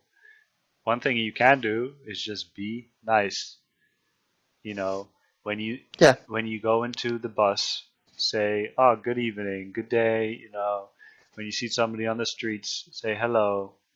All those things are already good. And if you want to get involved in politics or community projects, so be it, but you don't have to. It's I'm sure there's enough people who want to actually get involved in making communities better. Yeah, but, and it starts with yourself. Yeah, I mean, you have traveled with a bus, of course, or a train? Yeah. You travel by train, and you see the conductor guy. Conductor, whatever it's called. Yeah. And there are always those miserable looking motherfuckers. Yeah. And when you go look at them and say hi, they get that little smile on their face. Yeah. And imagine moving to a complete new country, not knowing anyone, being forced into this group of random people, and it's your first time outside on the streets. You're going to the store by yourself with some guidance of a fucking police guy giving you directions, and you see a guy and he looks at you with disgust. How do you feel? You feel fucking horrible about yourself. You already feel fucking horrible leaving your country, your wife, your kids behind. But on top of that, you get trashed on by the people. But on the other hand, imagine seeing a guy who sees you and is like, hi, voila, you feel so much better immediately. Yeah, You feel more welcome. You feel more happy that you met your first contact outside with the outside world of your own country yeah. was a person who greeted you with joy, and that'll basically set you for life. Hey, That yeah, I myself I'm completely open for immigrants to come to Finland if they need help, if they need to be rescued, let's say and war immigrants, because yeah, economical yeah, immigrants, that's that's a complete different subject again. yeah, So, but like war immigrants, especially, are more than welcome, and I more than happily say hi to them. yeah, And I have nothing against them, and I would like to see them succeed in yeah, life because every life in this world matters, no matter how bad it is. yeah, yeah. I had a yeah. Just quickly, just 30 seconds. Yeah, I helped a guy once. He was from Eritrea, I think. There's a wars going on in that area too. yeah, He had to go back to his immigration thing. That was a while back. He was on the train. Well, I said, let me help you. I looked up the times for the train. I fucking brought him to the track. You know what he did? He said, yeah, "Ah, thank you so much. What's your name? Thank you so much. My name's I think his name was Samuel. Thank yeah, you so much. Thank you, thank you." And then, we left, we parted, we probably won't ever see each other again. But that guy, he's not gonna turn into a terrorist or something and blow yeah. He's somebody up. happy. He's happy, Yeah, and he feels welcome. So yeah, that's the perfect thing. That's the most you can do. The most you can do in a situation like this is be yourself, but be just that bit more welcoming and happy. make them feel at home. Yeah, And and yeah.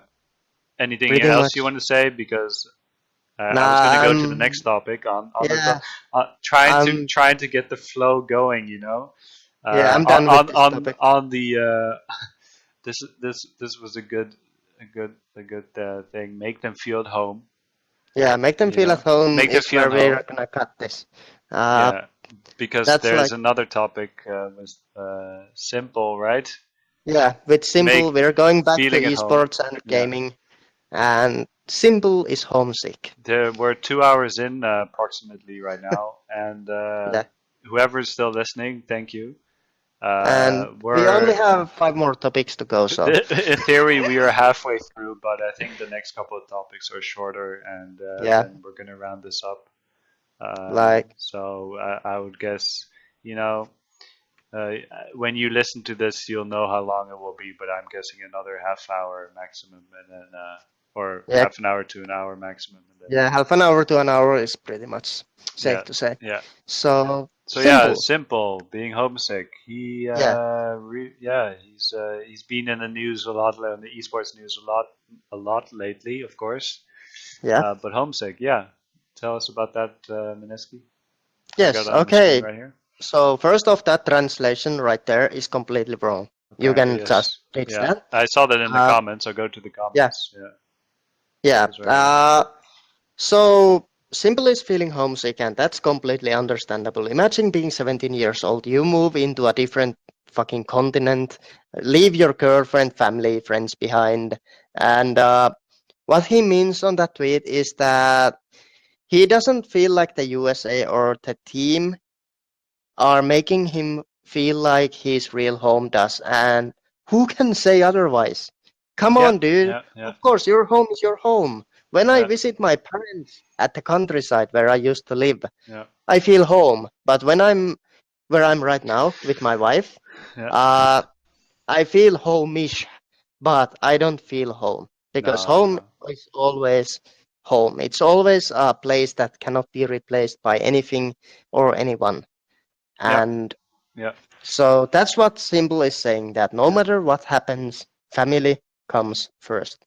yeah. And that's how it should be, of course. Yeah. Yeah.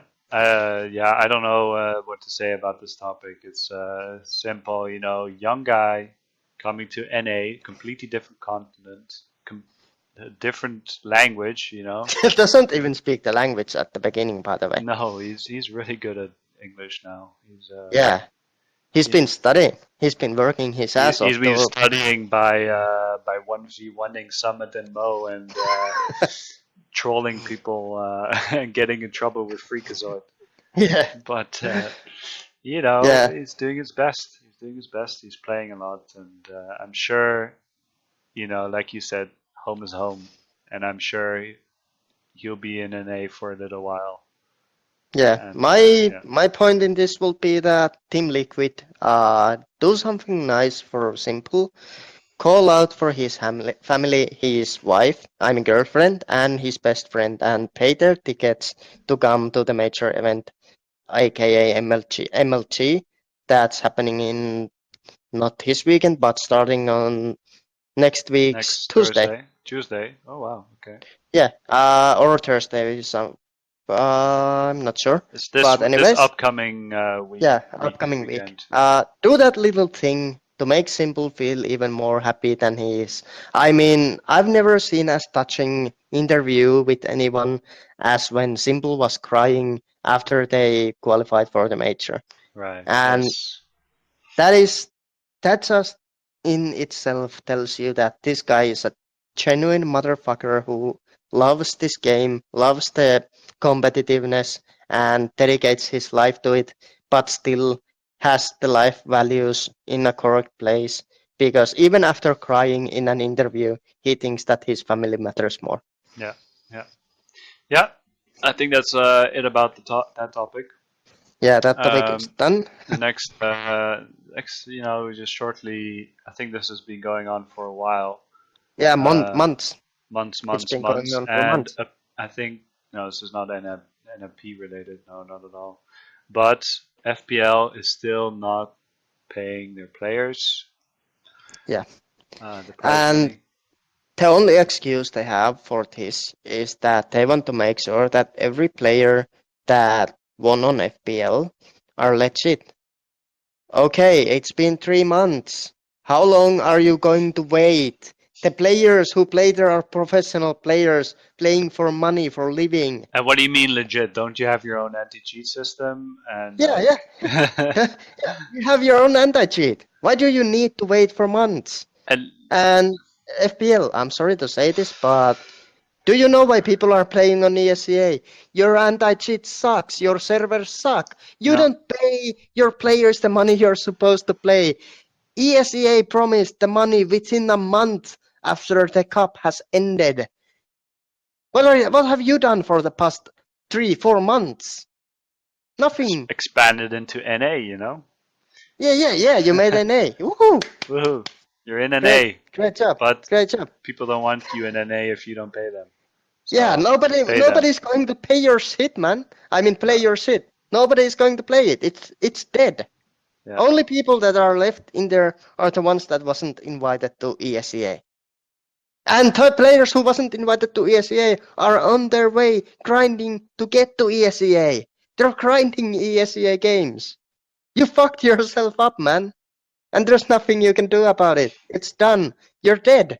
Your wannabe pro league is dead, man. Real talk. No. It's I mean, especially now, you know, if you say about FPL being dead and ESEA, everybody going to ESEA, you know, there's a lot of things happening, and if you fuck up in this industry, you know, you're a goner. There's TV is getting involved now and stuff like that with a league of their own.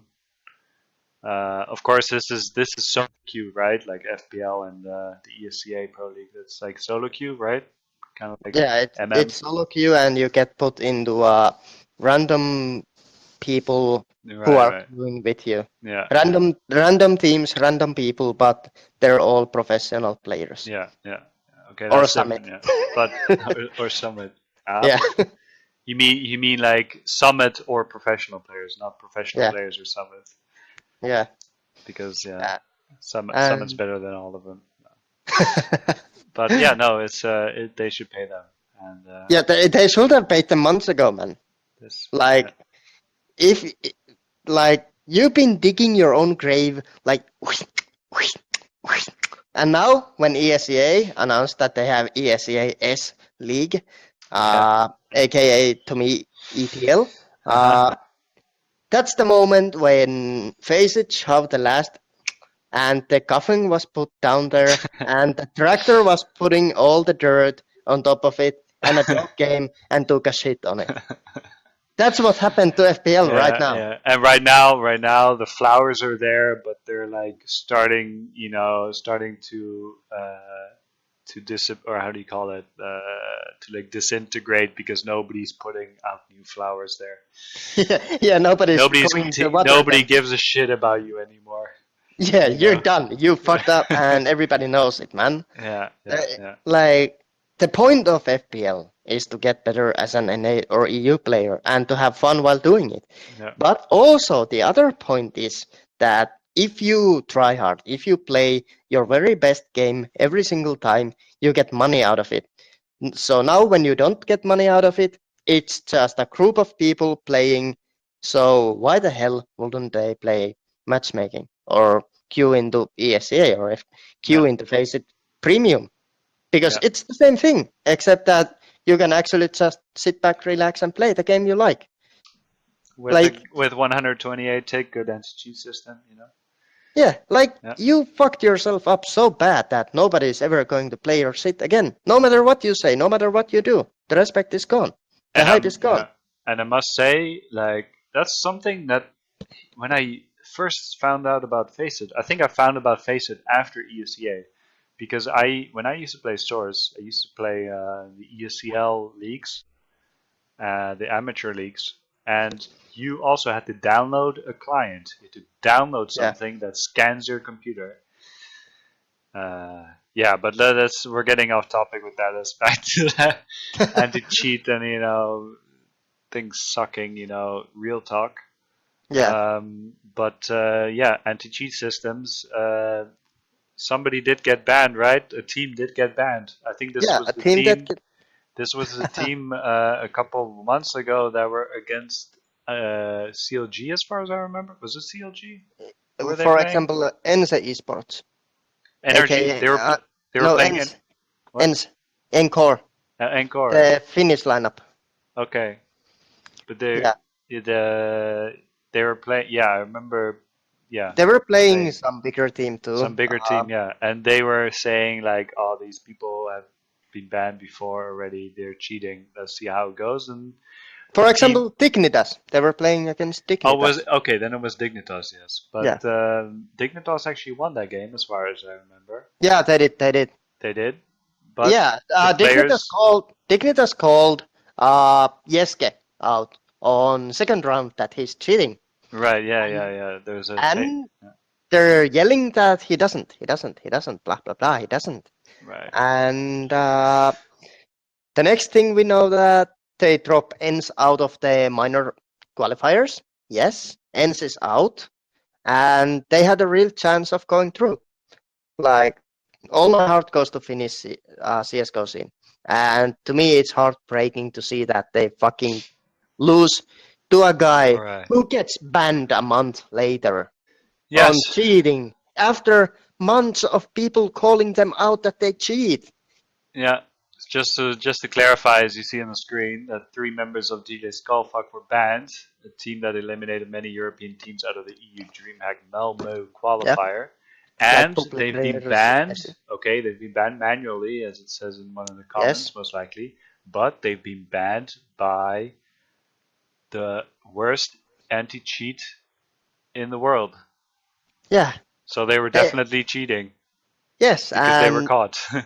Yeah, but the thing is that only one of those players were actually cheating during the qualifiers, and it was Jeske. The other 2 guys have been banned because they were cheating with a Faceit admin. They were playing with a Faceit admin and cheating. Oh, okay. Yeah. Like, fuck you. You have a Faceit site that has fucking so amazing things like 128, the best anti-cheat. And your own admin is playing with a cheater, and you can fucking see it on the demos. If you open your eyes, you can see the fucking moron is cheating his ass off. and the admin doesn't ban him even though he's been queuing with him multiple games. Then he Even knows about it. even their own admins got banned on cheating. Faceit's own admins got banned for cheating. Yeah, well, I mean, I don't know how big, how many Faceit admins there are, but I personally know a Faceit admin from real life, and he's just a normal dude, and he does, I think, some support role. But yeah, that's pretty bad. I don't, if there are not that many admins, or even if there are, yeah, if there are more, if there are a lot of admins, of course, you're gonna get that one-off admin that cheats himself, of course. Yeah, of course. But still, it should not happen. You know, get the fucking basis on your admins, man. don't accept an admin that has even a single VAC ban. I'm sure they already do that. Don't accept a fucking admin that with has 20 hours. Yeah, 100 hours. Like, do a fucking background check on them. Yeah. Have you ever? Okay, ESEA has its own controversial subjects like gold mining and shit like that. But that was all from one guy, and that was an admin. Yeah, he's been kicked out. Yeah, right. But nowadays, ESEA do a background check. They do full check on everything. And if you have even a slightest minor thing on your background, you're done. You're not getting in. We need that to be a basis on, for example, Faceit. These are the guys that control, for example, FPL. For example, Faceit rankings.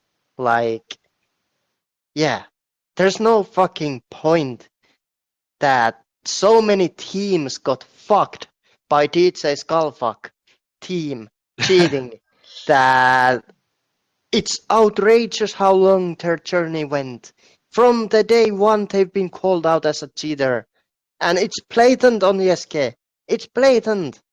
You could see it on the demos. If you looked at one round, you will see that he's cheating. And he got on and went on to play in the minors. To drop out teams like Publicker.se, fucking ends. Almost dropped out Dignitas. How can you trust Faceit anymore? How can you trust that they do their work? Well, I mean, you said you can't, but ESEA, you mentioned ESEA with their Bitcoin miner. Yeah, I know. And that was how can you trust ESEA then? Because ESEA has, if they get caught, they have to pay over $1 million. That's how you can trust ESEA. But they got caught. Yeah, so Faceit got caught now. Faceit got caught now. Maybe I mean, Faceit has. This is the first mention I've seen of admins cheating or admins playing with cheaters. But they've been caught now, so shouldn't they get their famous second chance? I don't know, because everybody fucks up, right? So Faceit in themselves, I don't think this is a major fuck up, of course, but I don't think it's something that would make or break Faceit. No, but the things that they've been doing, not paying their players. Yeah, of course. Having admins cheat on your own fucking client, or not even client, on your own service, and there's like cheats, blah blah blah. Yeah, of course. It's piling up, and eventually it'll come to the point when people are just gonna fuck it. But I myself enjoy Faceit. I enjoy playing it, but there is things that need to change for them to be a major competitor on the scene in the years to come. Now, the reason why you enjoy playing it is because it's free. Yes. And if Valve, coming back to the discussion that we had an hour ago, if Valve would have 128 tick, would you be playing Faceit? No, their servers suck. They're fucking bad, so you're playing free Faceit because of the 128 tick, because you don't want to pay for the extra. You don't want to pay the $5 or $6, $7 in ESEA a month to play 128 tick and have a good anti-cheat system. No, the issue that I have personally is I will pay that money if I wouldn't need to save everything I right now have to buy myself a new graphics card, and if I had friends to play. No, but All my it friends doesn't want to matter. play. Yeah, but it All my doesn't. friends want to play Faceit because it's free, and they don't want to buy ESEA. If I will get my friends to buy ESEA, I will. I wouldn't even pee on the direction of Faceit anymore. No, but I wasn't getting at like you personally. I was just using it as an example. Like people play Face It because it's free and it's 128 tick. I think that's the main Yeah, reason. 128 tick. yeah. 128 tick is the main reason because their anti-cheat Yeah, sucks. and people don't. The people that play free Face It, they don't want to pay because most of the time because they're not good enough at the game, and if they do pay for ESEA, they get smashed. Like I tried out Yeah, ESEA and I just got smashed.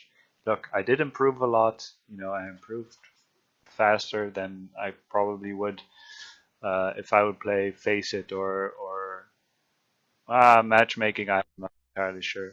You do learn, but it sucks. It just sucks. So nobody does it. yeah. It sucks. It sucks. So you need And a solution. yeah, we need a solution. If ESEA came out today and said they're going free, I think there will be maximum amount of 10% of the recent player amount on Faceit that will still continue playing on Faceit. Right. Faceit will die immediately if ESEA announced that they're making a free user queue and a premium queue. It will Right. kill Faceit right now. It will be done. Done deal. They will have to shut down. Go bankrupt. But I mean, like, what's actually, they might actually be going towards that because, as far as I know, ESEA brought out a point system now or like a rank system. They didn't have Yeah. that before. And because I was just gonna say that the only reason people pay for Faceit Premium is because of that league thing, right? Like Yeah. you can go up in your league just like you can in MM. Yeah. Um, Exactly. and in ESEA you couldn't until now. Yeah. You So only had RWS system. Now you have ranking system. Now you have something to look forward to. right, but that means that before there was no incentive for ESEA to make it free because there was nothing valuable there to distinguish premium and free players. But Yeah. if they maybe Exactly. adopt a kind of strategy just like Faceit, where they have free players who you can play as long as you want, as much as you want, 128 tick, you have to download the client, you have the best anti-cheat system, but you don't get to participate in the leagues. Yeah. Exactly. That will be the perfect world for me. Yeah. Well, it's I not. mean, I don't think it's the perfect world. I think the perfect world is if this is all incorporated in the game itself. Like, yeah, into Valve matchmaking. I mean, yeah, the, if Valve would make 128 tick servers with ESA and that shit, I would be pooping gold. I would yeah, be giving all the money to all those stickers, all those skins. Like, give them to me, please. Gaben, take my money. yeah, That yeah. will be the perfect world. I think just like traditional sports, there shouldn't be a million different companies who have their own tournaments and things like that. And then there's how many world championships are there? I think IEM is the official world championship or something of. Well, IEM DreamHack are the largest tournaments Yeah, in the world right now. but why isn't there just like any other uh, like why don't what I would suggest is that Valve organize a world championship just like you do with Dota, the Yeah, Invitational. yeah. You And have it's been smaller suggested a million times. you have Make CSGO international. yeah, you have smaller tournaments, one for Europe, like a European championship, but that could be organized by other people like Faceit or whatever, IEM, Yeah, ESL, whatever, um, MLG. And you have a couple of smaller tournaments, let's say 4 times a year or something, and that's it. That's it. Yeah, that would be amazing to But the have. thing is that a lot of these are now the state that the sport is in right now. I think, or a lot of the esports is that the viewership is not big enough to do that. You still, I mean, actually, no, you can't do that. Sorry, let me react. That you should have something like a league system. You know, you have leagues going on, local leagues, just like you have right now. 4 tournaments, big, huge tournaments a year that Yeah, are there every single year, and they have their own brand, European Championships, whatever, and World Championship by yeah. Valve. Like, why isn't there? I don't know. There's a lot Okay, of yeah. That's uh, we're getting off topic now, but yeah, I think we can kind of connect to that, right? With yeah, the E League when it comes to a league system for this is actually worldwide, right? E League. yeah. This is. I have one more point. Okay, Uh, sorry. it's on your words that we don't have enough viewership. Okay, ESL1 Cologne 2015, raking over 27 million unique viewers only on Twitch.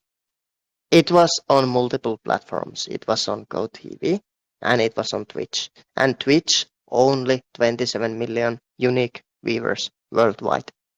That's unique. I'm just telling you right now. I'll break it to you. 26 million of those were view bots.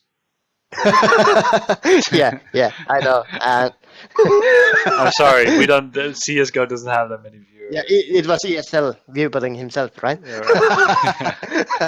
Yeah. But yeah, I mean, we have the scene is there. All we need is to everybody else like Valve to step up. And coming to E-League, there has been a huge step up on major prize pools. Yeah, I got that right. Finally, after 4 years. Woohoo! Yeah, Good job, this Valve. this is not just one tournament. No, this is 2 tournaments on 2 different seasons, 1.2 million prize pool on each. And the effect on that was immediate. It was immediate. I think We even. had, Yeah, sorry. yeah, Sorry, I we keep had, on interrupting. yeah, we had $250,000 prize pool on CS:GO Major. How does that make it a major? Fucking Faceit has that. Fucking ESEA had that. It's not a major. It's just another tournament. But Yeah. voila, in comes E-League. Okay, $1.2 million prize pool per season. Oh my god, these guys are paying money. These guys are giving money to players. Turner, you're a motherfucking nice guy, man. You made every CSGO major from now on to pay at least $1 million. Thank Yeah. you. Yeah. No, you keep forgetting these big tournaments, these majors. They have to pay a lot of money for those hosts, man. They gotta pay them up. They gotta pay people up. They gotta pay for the production quality. Yes, But no, it's sorry, yeah. the production quality. Yeah, counterpit. Well played. Yeah. No, but I was just gonna say on this E-League thing. As far as I'm not mistaken, I saw an interview with Rick Fox, the owner of Echo Fox, Yep. GG, the former NBA star. Uh, I heard him mentioning there's also a playoff format for this E-League. Yes. So I think that's very interesting too. You know, you got a whole league going on. I'm not entirely sure how long is this E-League, like the regular season. How long is that? I have Is it no idea, like but I two think it's half a year. That half a would year? be, So it's like yeah, it would be nice. so it's like 2 games. You're gonna play 2 games against each team or something. Yeah, it's gonna be like there's gonna be throughout the year there's gonna be E-League qualifiers, and then on the summer there's gonna be finals, and immediately after the finals the next season is gonna start, and there's gonna be like around the Christmas time another final. That's So how I see it would go, but I'm not completely sure. so it's like a kind of like a what do you call it? Oh fuck it! Oh, that's my train of thought. Anyway, yeah, it's very good. 1.2 million prize pot per season. That's a lot. And Yeah. did they? No, they didn't announce what the first place would get, but I'm guessing like More than 500,000. I'm guessing 500,000 for Yeah, first place, 500,000. 250,000 or something like that for second place, and Okay. like 100,000 for third. That would Okay. be like appropriate to me. Okay. Yeah, that's awesome. That's really awesome. And of course, it's going to be broadcasted on TV in America. Yeah, In America on TBS, I think. I think that was yeah, and ESPN. and ESPN Sports. Okay. Yeah, Yeah. ESPN too. Yeah. And that's the major thing. It's gonna be on ESPN, the world's most watched sports television show Yeah. channel. Yeah, that's amazing. And it's already 10, 15 years ago now. When I used to live in Germany, there was a eSports channel on cable called Giga. It was Yeah. it ran. I think it ran from like 5 till like 8 in the morning. At first, it was running on the NBC channel or MSNBC, I think it was, because during the day there was the whole, stock exchange, and when the stock exchange closed, it was Giga, and it was Yeah. amazing, man. I used to watch like 1.6 and like Warcraft 3 on my little ass TV in my room, on Yeah. the TV, not the Yeah, internet. we're going back. We're going back in back. time. Yeah. It's perfect. I like this. Thank you, Yeah, Edie. well, Thank you, Turner, for everything. I hope that there's some type of we're going to be able to see it too. I'm guessing online on some live Yeah, stream. on Twitch, for example. But it's really good. And It's really good. and about Rick Fox putting Yeah. money into esports. Another news that popped by is that Shaggy, oh motherfucking Oh me, yeah. has bought a part of NRG. Not only Shaq O'Neal, also Alex Rodriguez, I think it was the Yeah. baseball star. Yeah, I Man. mean, all these old professional players of real sports are now realizing that esports is a thing and that it's worth investing the money because it's gonna blow up. It's already blowing up. You get more viewers on a CSGO event than you get on the fucking, what is the major NBA tournament? Oh, right. Yeah. I remember I think it was it was NBA Finals. Yeah, you NBA get Finals had less unique viewers than IEM Major. yeah, so you get more viewers than you get on a fucking real sport. So there's something going on in there, and that something is esports. It's So growing step up your fucking production quality, guys. Yeah, Step you it need up. to step up. Have This you is ever not. seen? We don't say this just lightly, just because we want to, fuck around about things. There's an idea behind it. You're growing. You're attracting sponsorships. You need to make sure everything runs smooth. And of course, it's a learning process. Yeah. But people need to say this. People need to come out and say this. Okay. Super Bowl. Okay, I'm going off the subject, but Super Bowl. Have you ever seen anything fail in the production? Have you? No. I mean, like, things have failed, but we But haven't can you see noticed. it? Can No, you no, no, immediately no, see it there? no. No. And Super Bowl this year got less. They got fucking 20 million less viewers than the fucking ESL Cologne last year. Nah, I don't believe you. Maybe in the US, but Yeah, in there's the a lot. in the US. It's Yeah. the biggest sporting event in the world, I think. Yeah, Super it Bowl. is, but it's still like esports is catching up, No, it and is. they don't have issues with anything. They go by the timings, and it works out. Everything works out as planned. Even if something fails, you don't see it on the outside. So where the fuck is that production quality in esports when we need it now more than ever? Uh-huh. We need it now more than ever. Yeah. Yeah. Well, it's. Should we go on to the next topic? I think we're going into nearly 2.5 hours now. So Yeah, just we can. wanna- The last thing I want to say to E-League is thank you for making our scene a better place for the players to be at. Yep. Thank you for providing them what they deserve for the hard work they're putting in. Yeah, and thank you to all the investors It's amazing. Yeah. And Thank you for having faith. sponsors as well. The big sponsors are going to come. You're Yeah. gonna see what you see on TV now with the Super Bowl. You're gonna see that type of production quality, I'm sure, in a couple of years on Twitch or Yeah. wherever Eventually you you watch. will. Wherever you Eventually we watch. will have that. Yeah. And going into the next topic is console gaming. No, actually I'm wrong. It's the H1Z1. Yeah, we still got H1Z1 that we play a lot Yeah. together. Yeah, me and Dope play it legit every day. And if you don't know what H1Z1 is, H1Z1 has two set of games. They have Just Survive, which is a survival horror-ish zombie apocalypse game. And then they have King of the Kill, which is a battle royale, aka 1 man, 2 man, or 5 man. I mean, one guy survives to the end. It's all about that fucking. What's the movie called? Battle Royale, Battle Royale at the beginning, Japanese but one. yeah, the Japanese movie, and nowadays made mainstream by the Hunger Games. It's the Hunger Games video game, basically. Yeah, and made Because it amazing. most people don't know Battle Royale. Yeah, Most well, people are too young. that's. I always like to say, King of the Hill is the title of the game, but nobody calls it King of the Hill. Everybody calls it Battle Royale.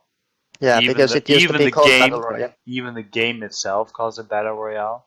Yeah. But that's mainly because right now that's the only game mode available. And as you see, I have the screen on right now. On the screen, I have the H1Z1.com landing page. And as you can see, there's a huge split in the middle. And that's because the game used to be called H1Z1, but now it's H1Z1 Just Survive and H1Z1 King of the Hill, like Mineski said. Yeah. And that's really literally torn the community apart. I've read a lot on Reddit that the H1Z1 community is not, Just Survive community is not happy with the way they're being treated. There's hardly any improvements on their side. The alpha or the early release has been out for what? A year and a half? Year? Yeah. Over a year. It's never ending. It's everybody's predicting it's gonna come out of alpha and go into beta in a while, and that they'll actually start fixing the bug fixes or the bugs, because that's what betas are for. But no, it doesn't seem like that. It's a never-ending alpha, so to be said. And now that they broke the game in two parts, okay, picture a world where H1Z1 owners, aka Daybreak, which by the way owns PlanetSide 2, which was supposed to be the next big thing on eSports, and completely blew up because they're cheaters and they did nothing against them. But that's a completely different subject. They fucked up with PlanetSide 2. But they have H1Z1, the game they're promoting. After pre-alpha that you can buy now for $19, the game is gonna be free. You can play it for free. Yeah. And they have millions of bugs, millions of cheaters. Everything's wrong. Community is bashing it on them. They're fucking making articles. Quickly before you go on, I wouldn't say millions, but there are cheaters. Like every other game, the system bans cheaters, so it is a problem, just like any other game. But yeah, go on. And sorry, my cat is being annoyance. So the issue that there is now is they split the game in half. The game that they were marketing to be free to play, that now costs $40 if you want to buy it, when it before the split was $19 for both of the games. So Community Pro, they fucking went on with their claws and clawing them with fucking nails, and of course there's like community outclass. Come on, you're marketing a game to be free and suddenly it costs €40. It doesn't even make any sense. Doesn't even make any sense, especially because they're bringing out a new mode in King of the Hill. What the fuck? Like survival and battle royale, those were two game modes. That's how they were treated before, and it makes no sense that a game that costs $20 in early release is supposed to be that, oh, you want to be one of the first people to play it, pay a bit more than everybody else so you can play it early. No, Yeah, let's just split it and make it $20 per game. And also yeah. to add to that, the new crates that are out, the Wasteland crates, you cannot trade those skins. Yes, they had two things going for them. It was going to be free to play, and they had skins. Now they've broken the skin market by making all the skins non-tradable. Most of And the skins, yeah, the new and ones, they're not tradable. yeah, and now they made the game cost twice as much as it used to. So my point is, the game that used to be the seventh most bought and played game on Steam is now number 47 and number 24. Yeah. Well, Voila. they You are killing your own game by being a fucking moron. I think the production team also got bought out by some bigger company, and I have a feeling there's some pressure or something behind the scenes that it's not generating enough money. So what they decided to do, they decided to split the game to try to get more money that way and make sure people can't trade skins, so that everybody has to buy a key and cases to get that one pink backpack that they want. Yeah, You know? exactly. And this to me seems like it's all about grinding money and not about carrying your customers. Because you can see, if you take a look at the Reddit, not the front page times page 1, page 2, page 3, page 4, page 5 is all about complaining about H1Z1. They're complaining about bugs, they're complaining about cheats, they're complaining about something. Like, Yeah. this item can be traded and sold in 6 days, that never ends. It's always the 6 days, it never goes down. FPS drops. New PC, very low FPS. FPS drop. Neither one of us. Okay, that's actually a really funny YouTube video, but we don't get to that. Hardcore whining. Everybody's crying. In-game What is- leaderboard, like where the fuck are those two leaderboards? Me and Mineski, we play twos. Yeah. Like when we play together, we play twos, obviously, because we're not fucking assholes that plays solo queue and like plays with Team each up. other, Yeah. teams up. Where the fuck is our leaderboard? Come on, we have to manually track our wins. We have to manually track. I mean, we would love to track how many kills we have, but we're not going to Yeah. manually also track how many kills we've had. This Yeah, month. I have a fucking spreadsheet on my computer how many wins we've got. Yeah, that's something that we should not have to do. We should be able Yeah. to go in game and just. I mean, sure, I get reset the wins every month, fine, just like you do in solo, but make sure it works in duo queue as well.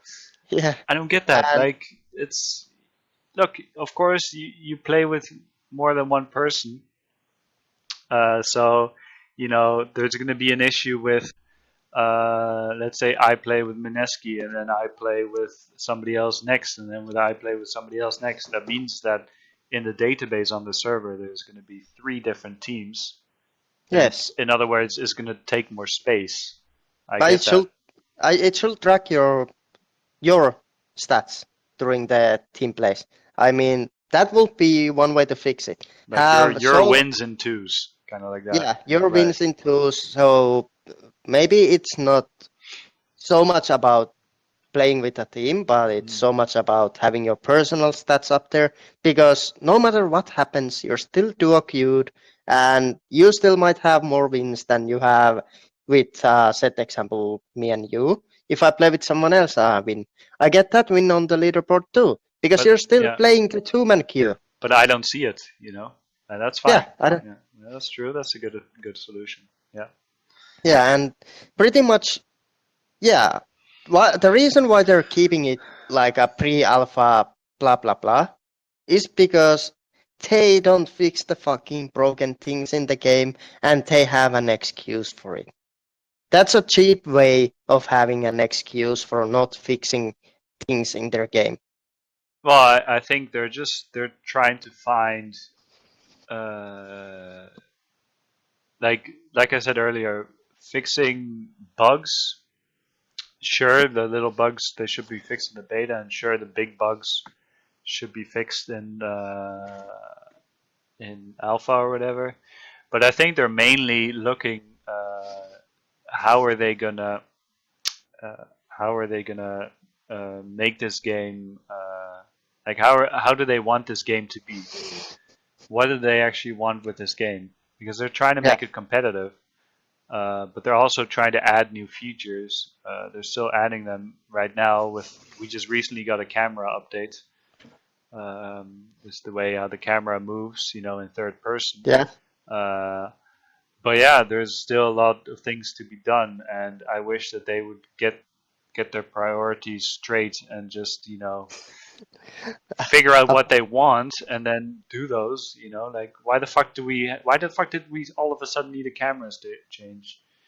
Well, the game has been out for nearly a year. Couldn't they have figured that out in like 6 months or like a couple months and be like, yo, we need this camera sucks, let's make a new one, and then like 2-3 months later they release it or something, Yeah, and the fucked up thing is, after all this time, after fixing the camera, they still managed to fuck it up by not trying it. Or, I mean, yeah, there was a million Reddit posts about the camera being broken when you're inside a car, when you're inside a building. There's like a million Reddit posts about it, and they pushed the update to the real game. Are you not fucking reading your main source of information? They themselves said that their main source of communicating with community is Reddit. So why the fuck did you not fix that? If you yourself say that you look at Reddit every single day and there's like a million posts about it, why did you push it through? That's like being mentally retarded in a bad way. Yeah. That's like having 2 extra chromosomes instead of 1. That's like the next level fucking Down syndrome. Okay, Down syndrome people are actually fucking nice. Like, yeah, they are. I have nothing. I have nothing against them, and most of them are like nicest people you'll ever meet. You'll never meet a nice normal person.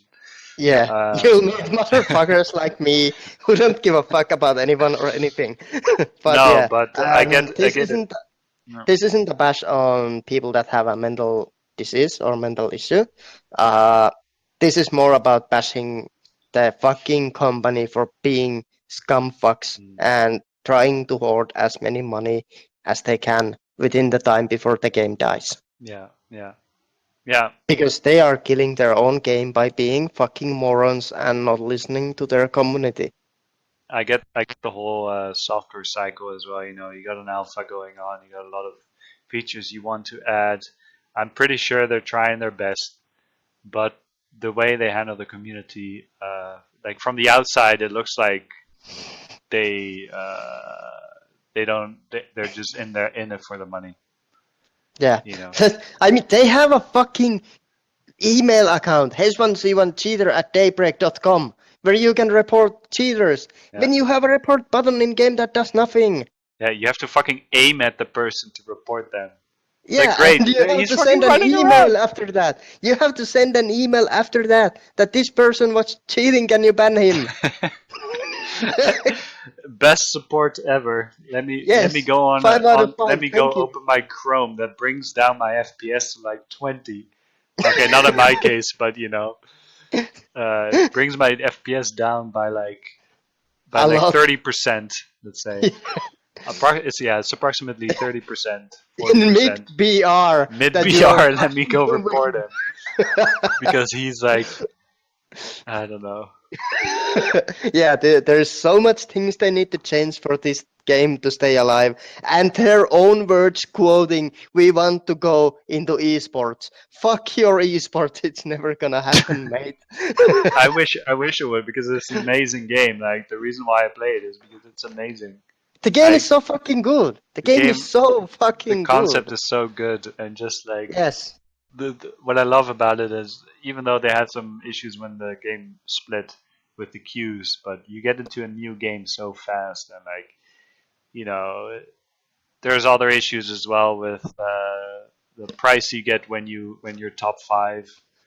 Yeah, it's always the same little back there. There's no difference between getting second or first. There's no difference. Yeah.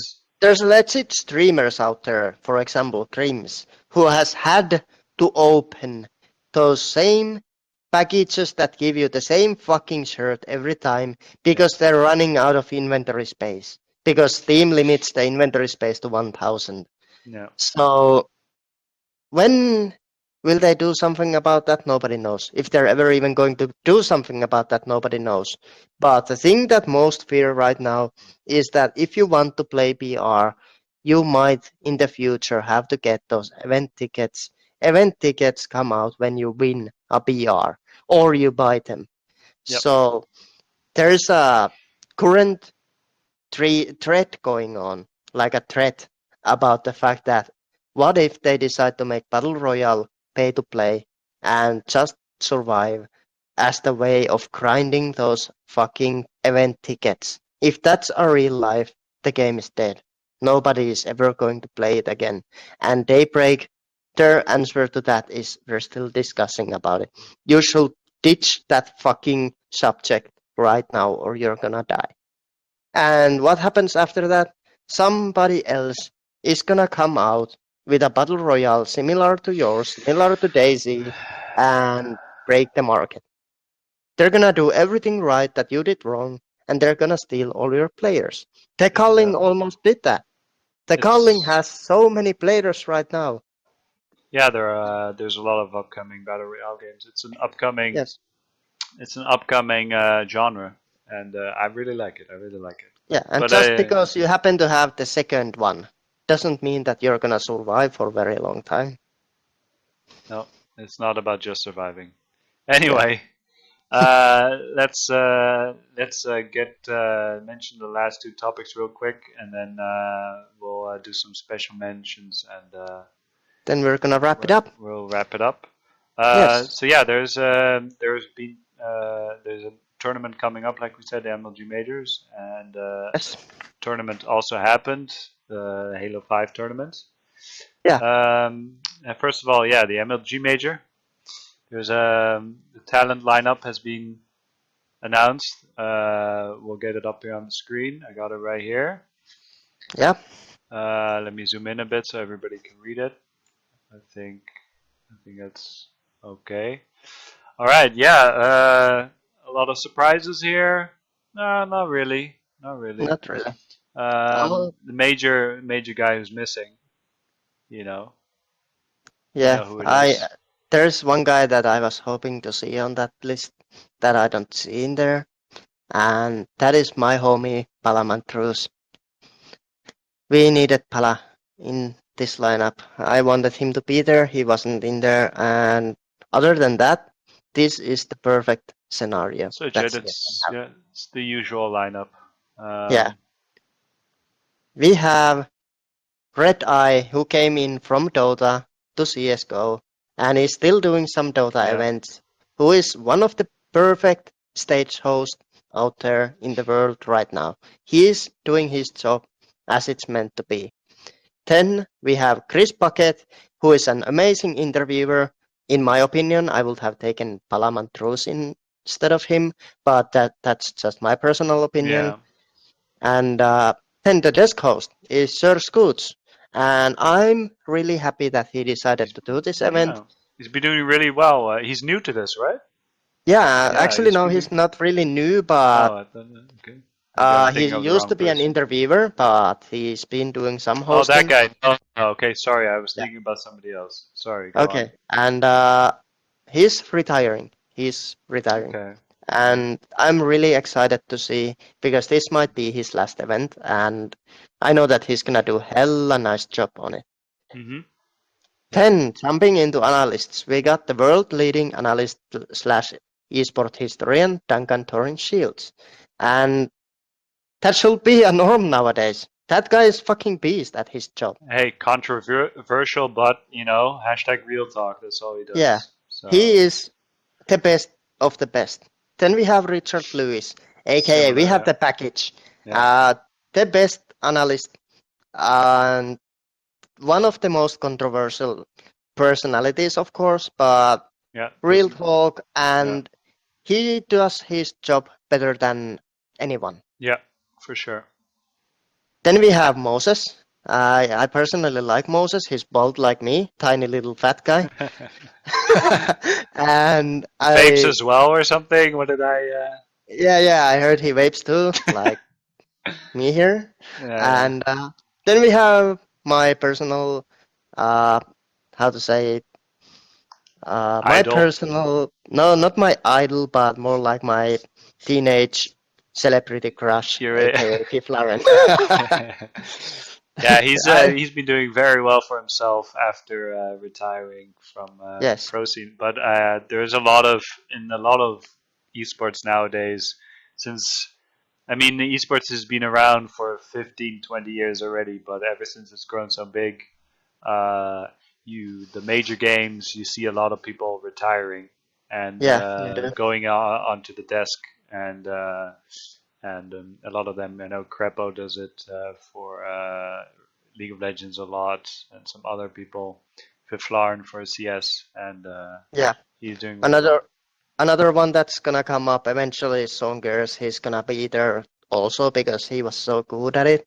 Yeah, But it's very everything, important as well. Very important to have an ex-pro on the lineup, I think. yeah, because they have the one thing that others don't, and that's experience inside the game. Yeah, Breaking down the tactics is so much better from a professional player than from example caster. yeah, Then coming to the casters, we have of course the Room on Fire. That is a norm. You yeah, need them to make a good event. That's a fact. yeah. And We that's have him in our intro as well, as you saw. It's yeah. that guy's amazing. So we have Anders the Teddy Bear Plume, of course. My personal favorite because he's so flashy and chubby and has that little beard going on. Then we have Similar, aka August Masonna, and he's the kind of hype caster that the world needs. And there was just recently an interview about him. He was living in an office and literally doing casting to get money to eat. So Wow. I'm glad that he's made it this far. That guy works harder than anyone on the scene inside the casting group, and I'm really happy that he's made it this far for real. Then, of course, coming to Sedokist. Sedokist is a great caster, and I like his style, but there's nothing too special about it. Yeah, And he, I of course, actually now, yeah, yeah, I was not gonna do this, but let me just scroll up to see the pictures. Who is Sadokist? he's in the middle. Okay, maybe is he new? I personally, as the noob on here, no, never seen him. I think maybe I have. Okay, I don't know. he's the package with Henrik G. They always do events together. They're not Faceit. I think they're like ESEA casters Okay, or ESL casters. I think. Yeah, they're ESL casters. okay, And then we have, of course, the Faceit group. We have DDK and we have Black DDK, aka JZFP, also known as James Yet to Frag Bardolph. uh, so yeah. we He's have, very eloquent. Like he's really good at talking. I yeah, like, we have the best possible caster scene there is, yeah, and yeah. I wouldn't change a single person from that list to anyone else. That's the perfect. I love to have that.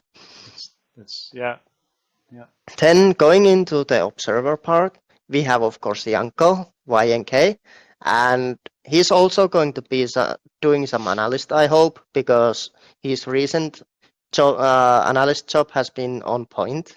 So I hope we get to see him on the desk also. But he is the best observer there is in the world right now, and he always was. He was the guy who always got all the frags when it mattered and always was on the right spot when it meant something.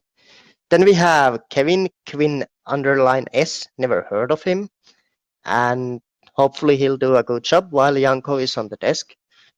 Then we yeah. have Sapphire. Sapphire is a professional CSGO player from a girl team, and I'm Okay. excited to see what she's gonna input on the observing part.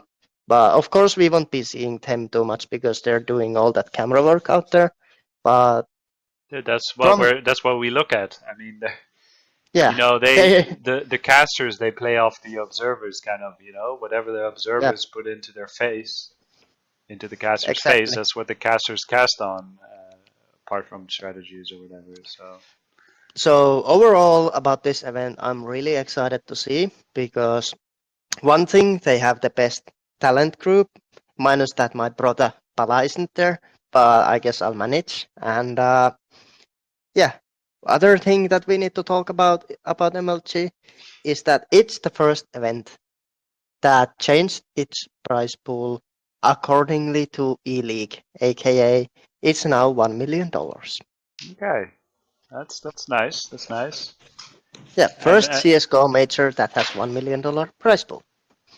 and of course, we got those amazing stickers you can buy. Yeah, Are you gonna buy any? no, not for Nah, myself, especially after seeing the quality of them.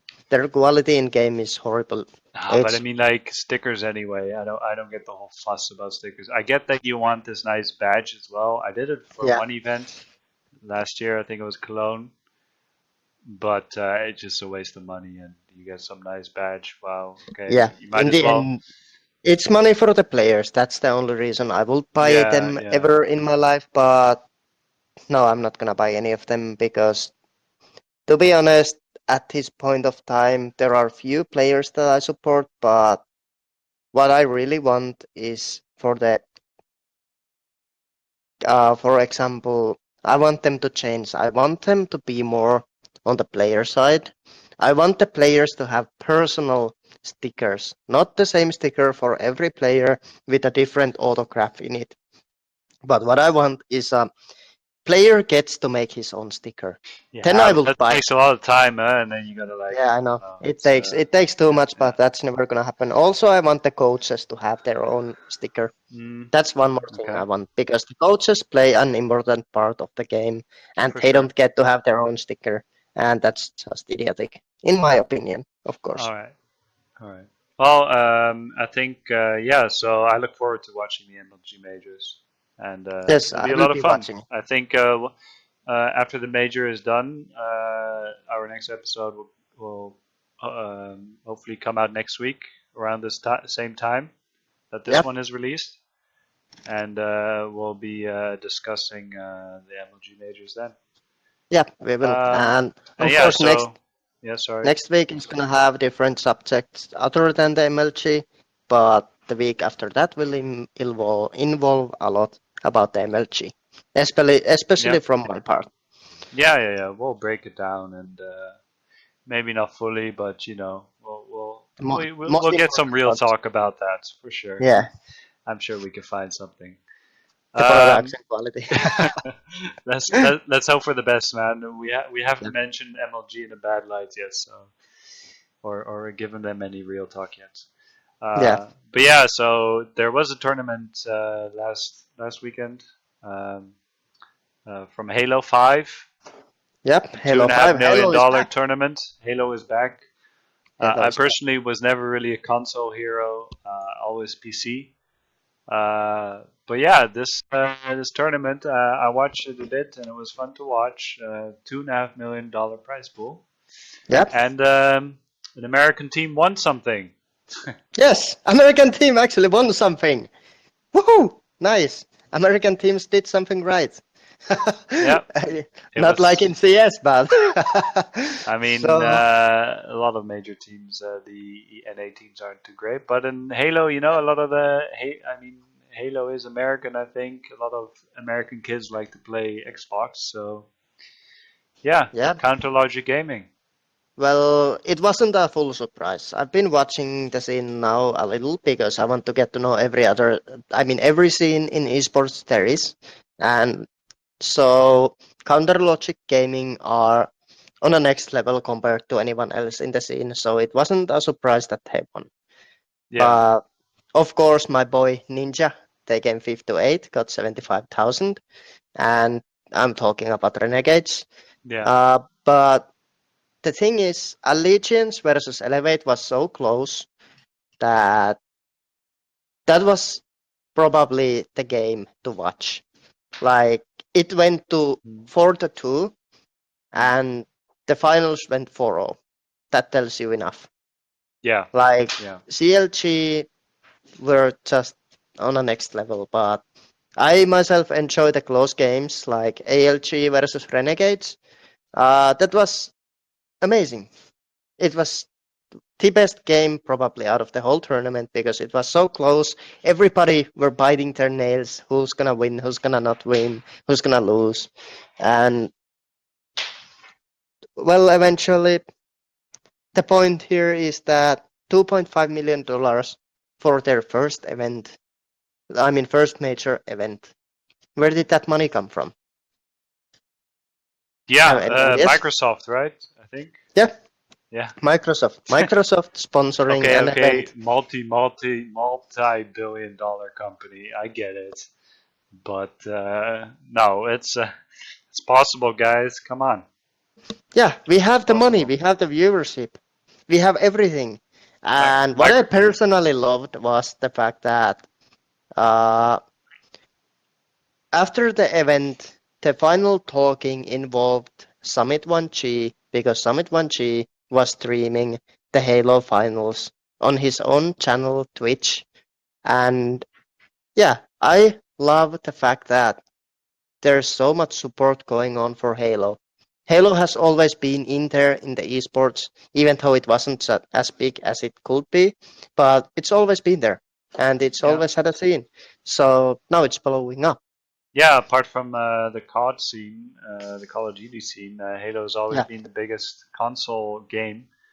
And like I said, I never really played Halo. I only played it when I went over to friends' houses. Yeah.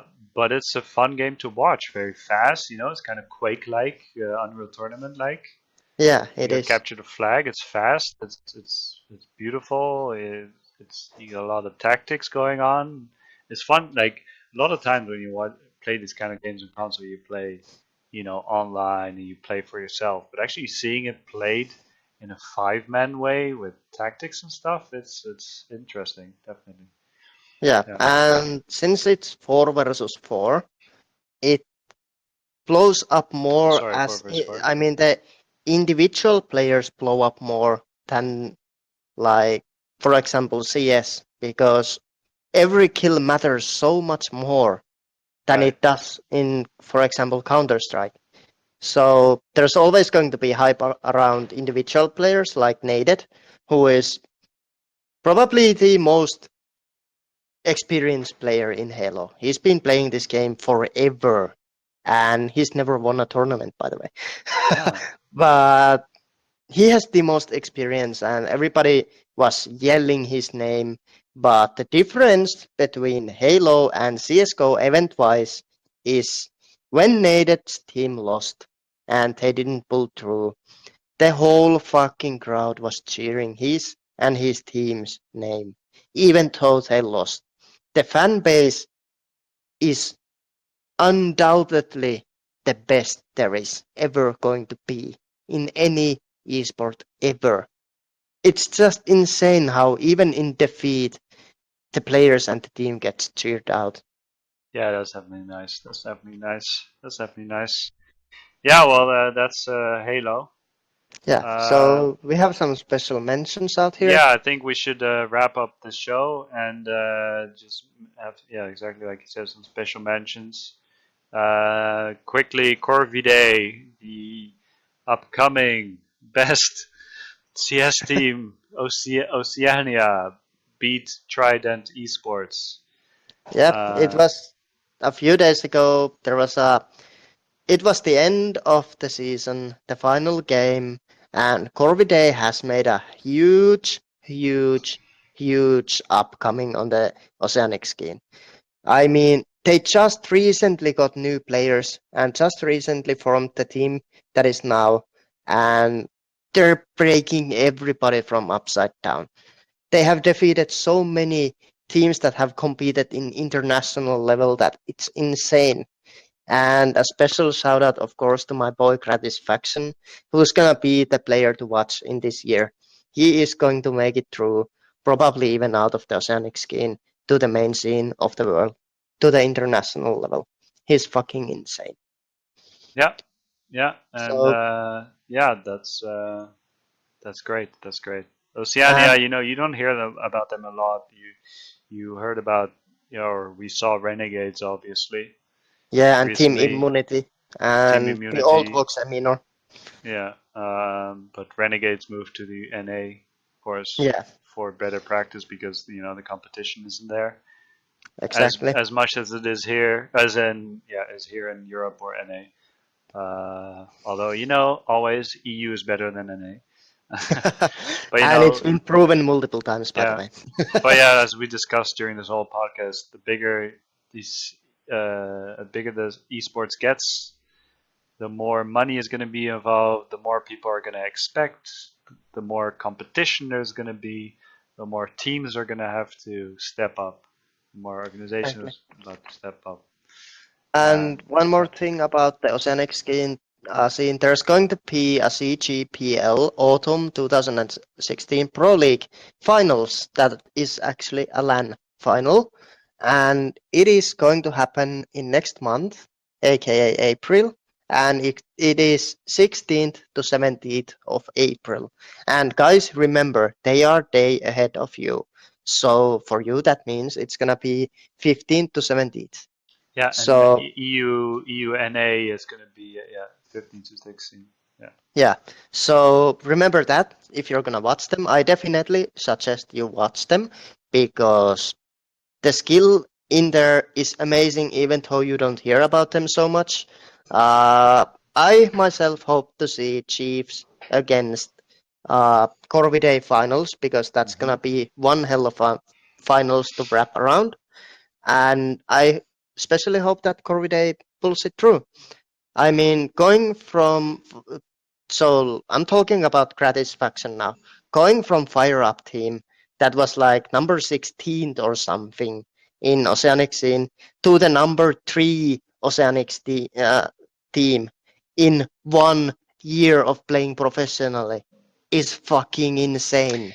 That's insane. Yeah, yeah. I mean, what does that say? Is the Oceanic scene just not so competitive, or is he, a real nutty player? That's Yeah, and there has to be a reason why everybody is legit. Everything you watch about Oceanic CS, everybody is hyping him up. Everybody is hyping him up as a single player, as an individual.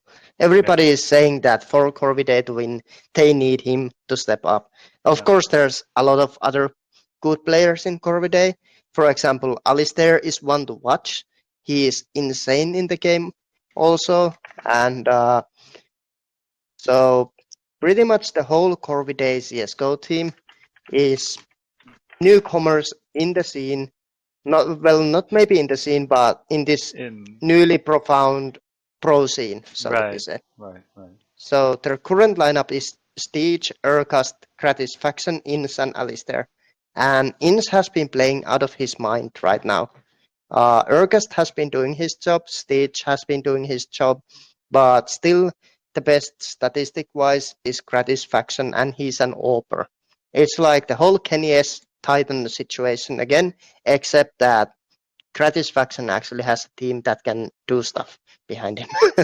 Hey, yeah, I don't want to comment on that. I don't want to get my death threats.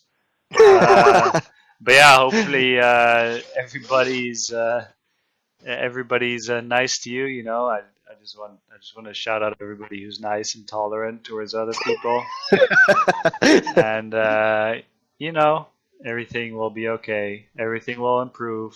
The reason why things go wrong is that so you can learn from them. Exactly. And unless you're from NACS. Again, I did not say that. You're the one who wants the death threats. But, I don't care about them. You're never gonna find out me. It's if you do, please give me a hug. Hey, it's true. NA is worse than EU right now. It's true. NA, it's true. It's just true, and there are various reasons for it. People say that NA and EU in League of Legends, they're kind of similar. There's also a fight going on there. Fnatic actually went to the finals last year. the last World Championships in League of Legends. So in theory, EU is better. In theory, but yeah. Yeah, just so that to wrap my things up is that I hope you enjoyed listening to our little talk about everything. And if I offended you in some way, don't take it personally. If you do, then it's on you because it's just me and the way I express my feelings. But if you have something you want to say to me, something that disturbs you, I broke your mental cabin somehow, your little mental fortress that you have going on, then yeah, I don't care. But You pretty actually much you meant to say they should write to you on Twitter, right? no, They should I give you meant to money say on. that if you Okay. write to me on Twitter, it's on your end. It's not on my end. Because I'm not even going to reply to you. Oh man, you should engage. You should engage. I Yes, mean, I will we do the positive ones. we want to engage. I mean, if you guys liked our podcast, you can of course follow us on Twitter on the Twitters, the Yeah, on the Twitters, at multiple. at the anti eco life. Yeah, That is the main one. You should follow that immediately if you already don't. And if you're thinking about not doing it, do it anyways. do Just it because. anyways. I mean, Yeah. this is where we post everything. If you want to hear about us again, or don't, we still want to be in your face. Yeah. Yeah, You're gonna look at our beautiful face anyways, so. yeah, yeah. You'll see some updates there, and we'll post when we get our website up. We'll post everything. Exactly. And yeah, And anything else related to the show. if you want to follow Doped, you can of course find him on Twitter also. His Twitter is Yep. twitter.com/d0p3t. I mean, I can And show them on the yeah, on you here. should show your profile so they know how to find you. I'm sorry about that middle finger. That's just to Nothing offend those personal. nothing personal. It's just about those that want to get offended. Yes. But yeah, so here's my Twitter, Yes. twitter.com/doped And d0p3t. It's not dopet or like dop et or something. It's doped. yeah, it's Dope. And of course, we got Mineski. It's not actually at Mineski. Don't go No, there. Some weirdo. Ike need money. We got, yes, exactly. At It's Ike need money. Ike need money. Ike need money. Yes, and if you want to follow me, if you're going to follow me, I will give my whole heart to you. I will love you like nobody else, not even your mom, but not in a sexual way. And by the way, if your team is holding you back in matchmaking and you deserve to be a global elite, EnvyUs, fuck you and delete your game. Uninstall and go play Minesweeper. Yes, that's the Yes. exact words that Dope wrote on Twitter, and that is the complete truth. Yes. Your team isn't holding you back, you are holding your team Yes. back. Never say. I mean, it's very hard. Even I say it's very hard to say it's your team's fault. You know, why the fuck did he do that? What the fuck's my teammates? It's always your fault. Remember that. It is, if you die, there's nobody else to blame but yourself, unless your teammate flashes you and die because of that. then you can 180 headshot him with an orb. if you Or want. kills you with a car in H1Z1, right? Yes, that's also a thing. Or That's throws also a thing. a frag grenade under the feet. Yes, that's also a thing. But yeah, I hope you enjoyed the show. I hope you had a good time listening, looking at our faces, and I hope you enjoyed the subject. And if you have anything you'd like us to improve, except the quality, that's gonna come eventually when we have the money for it.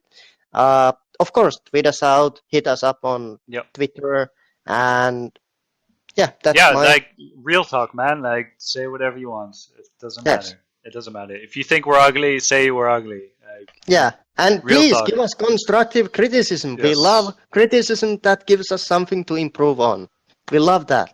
yeah. We're not gonna bash on you if you say that, yo, your face is ugly and your mic is bad. Yes, Yeah. I know. My Yeah. face is fucking ugly, but I'm beautiful on the inside.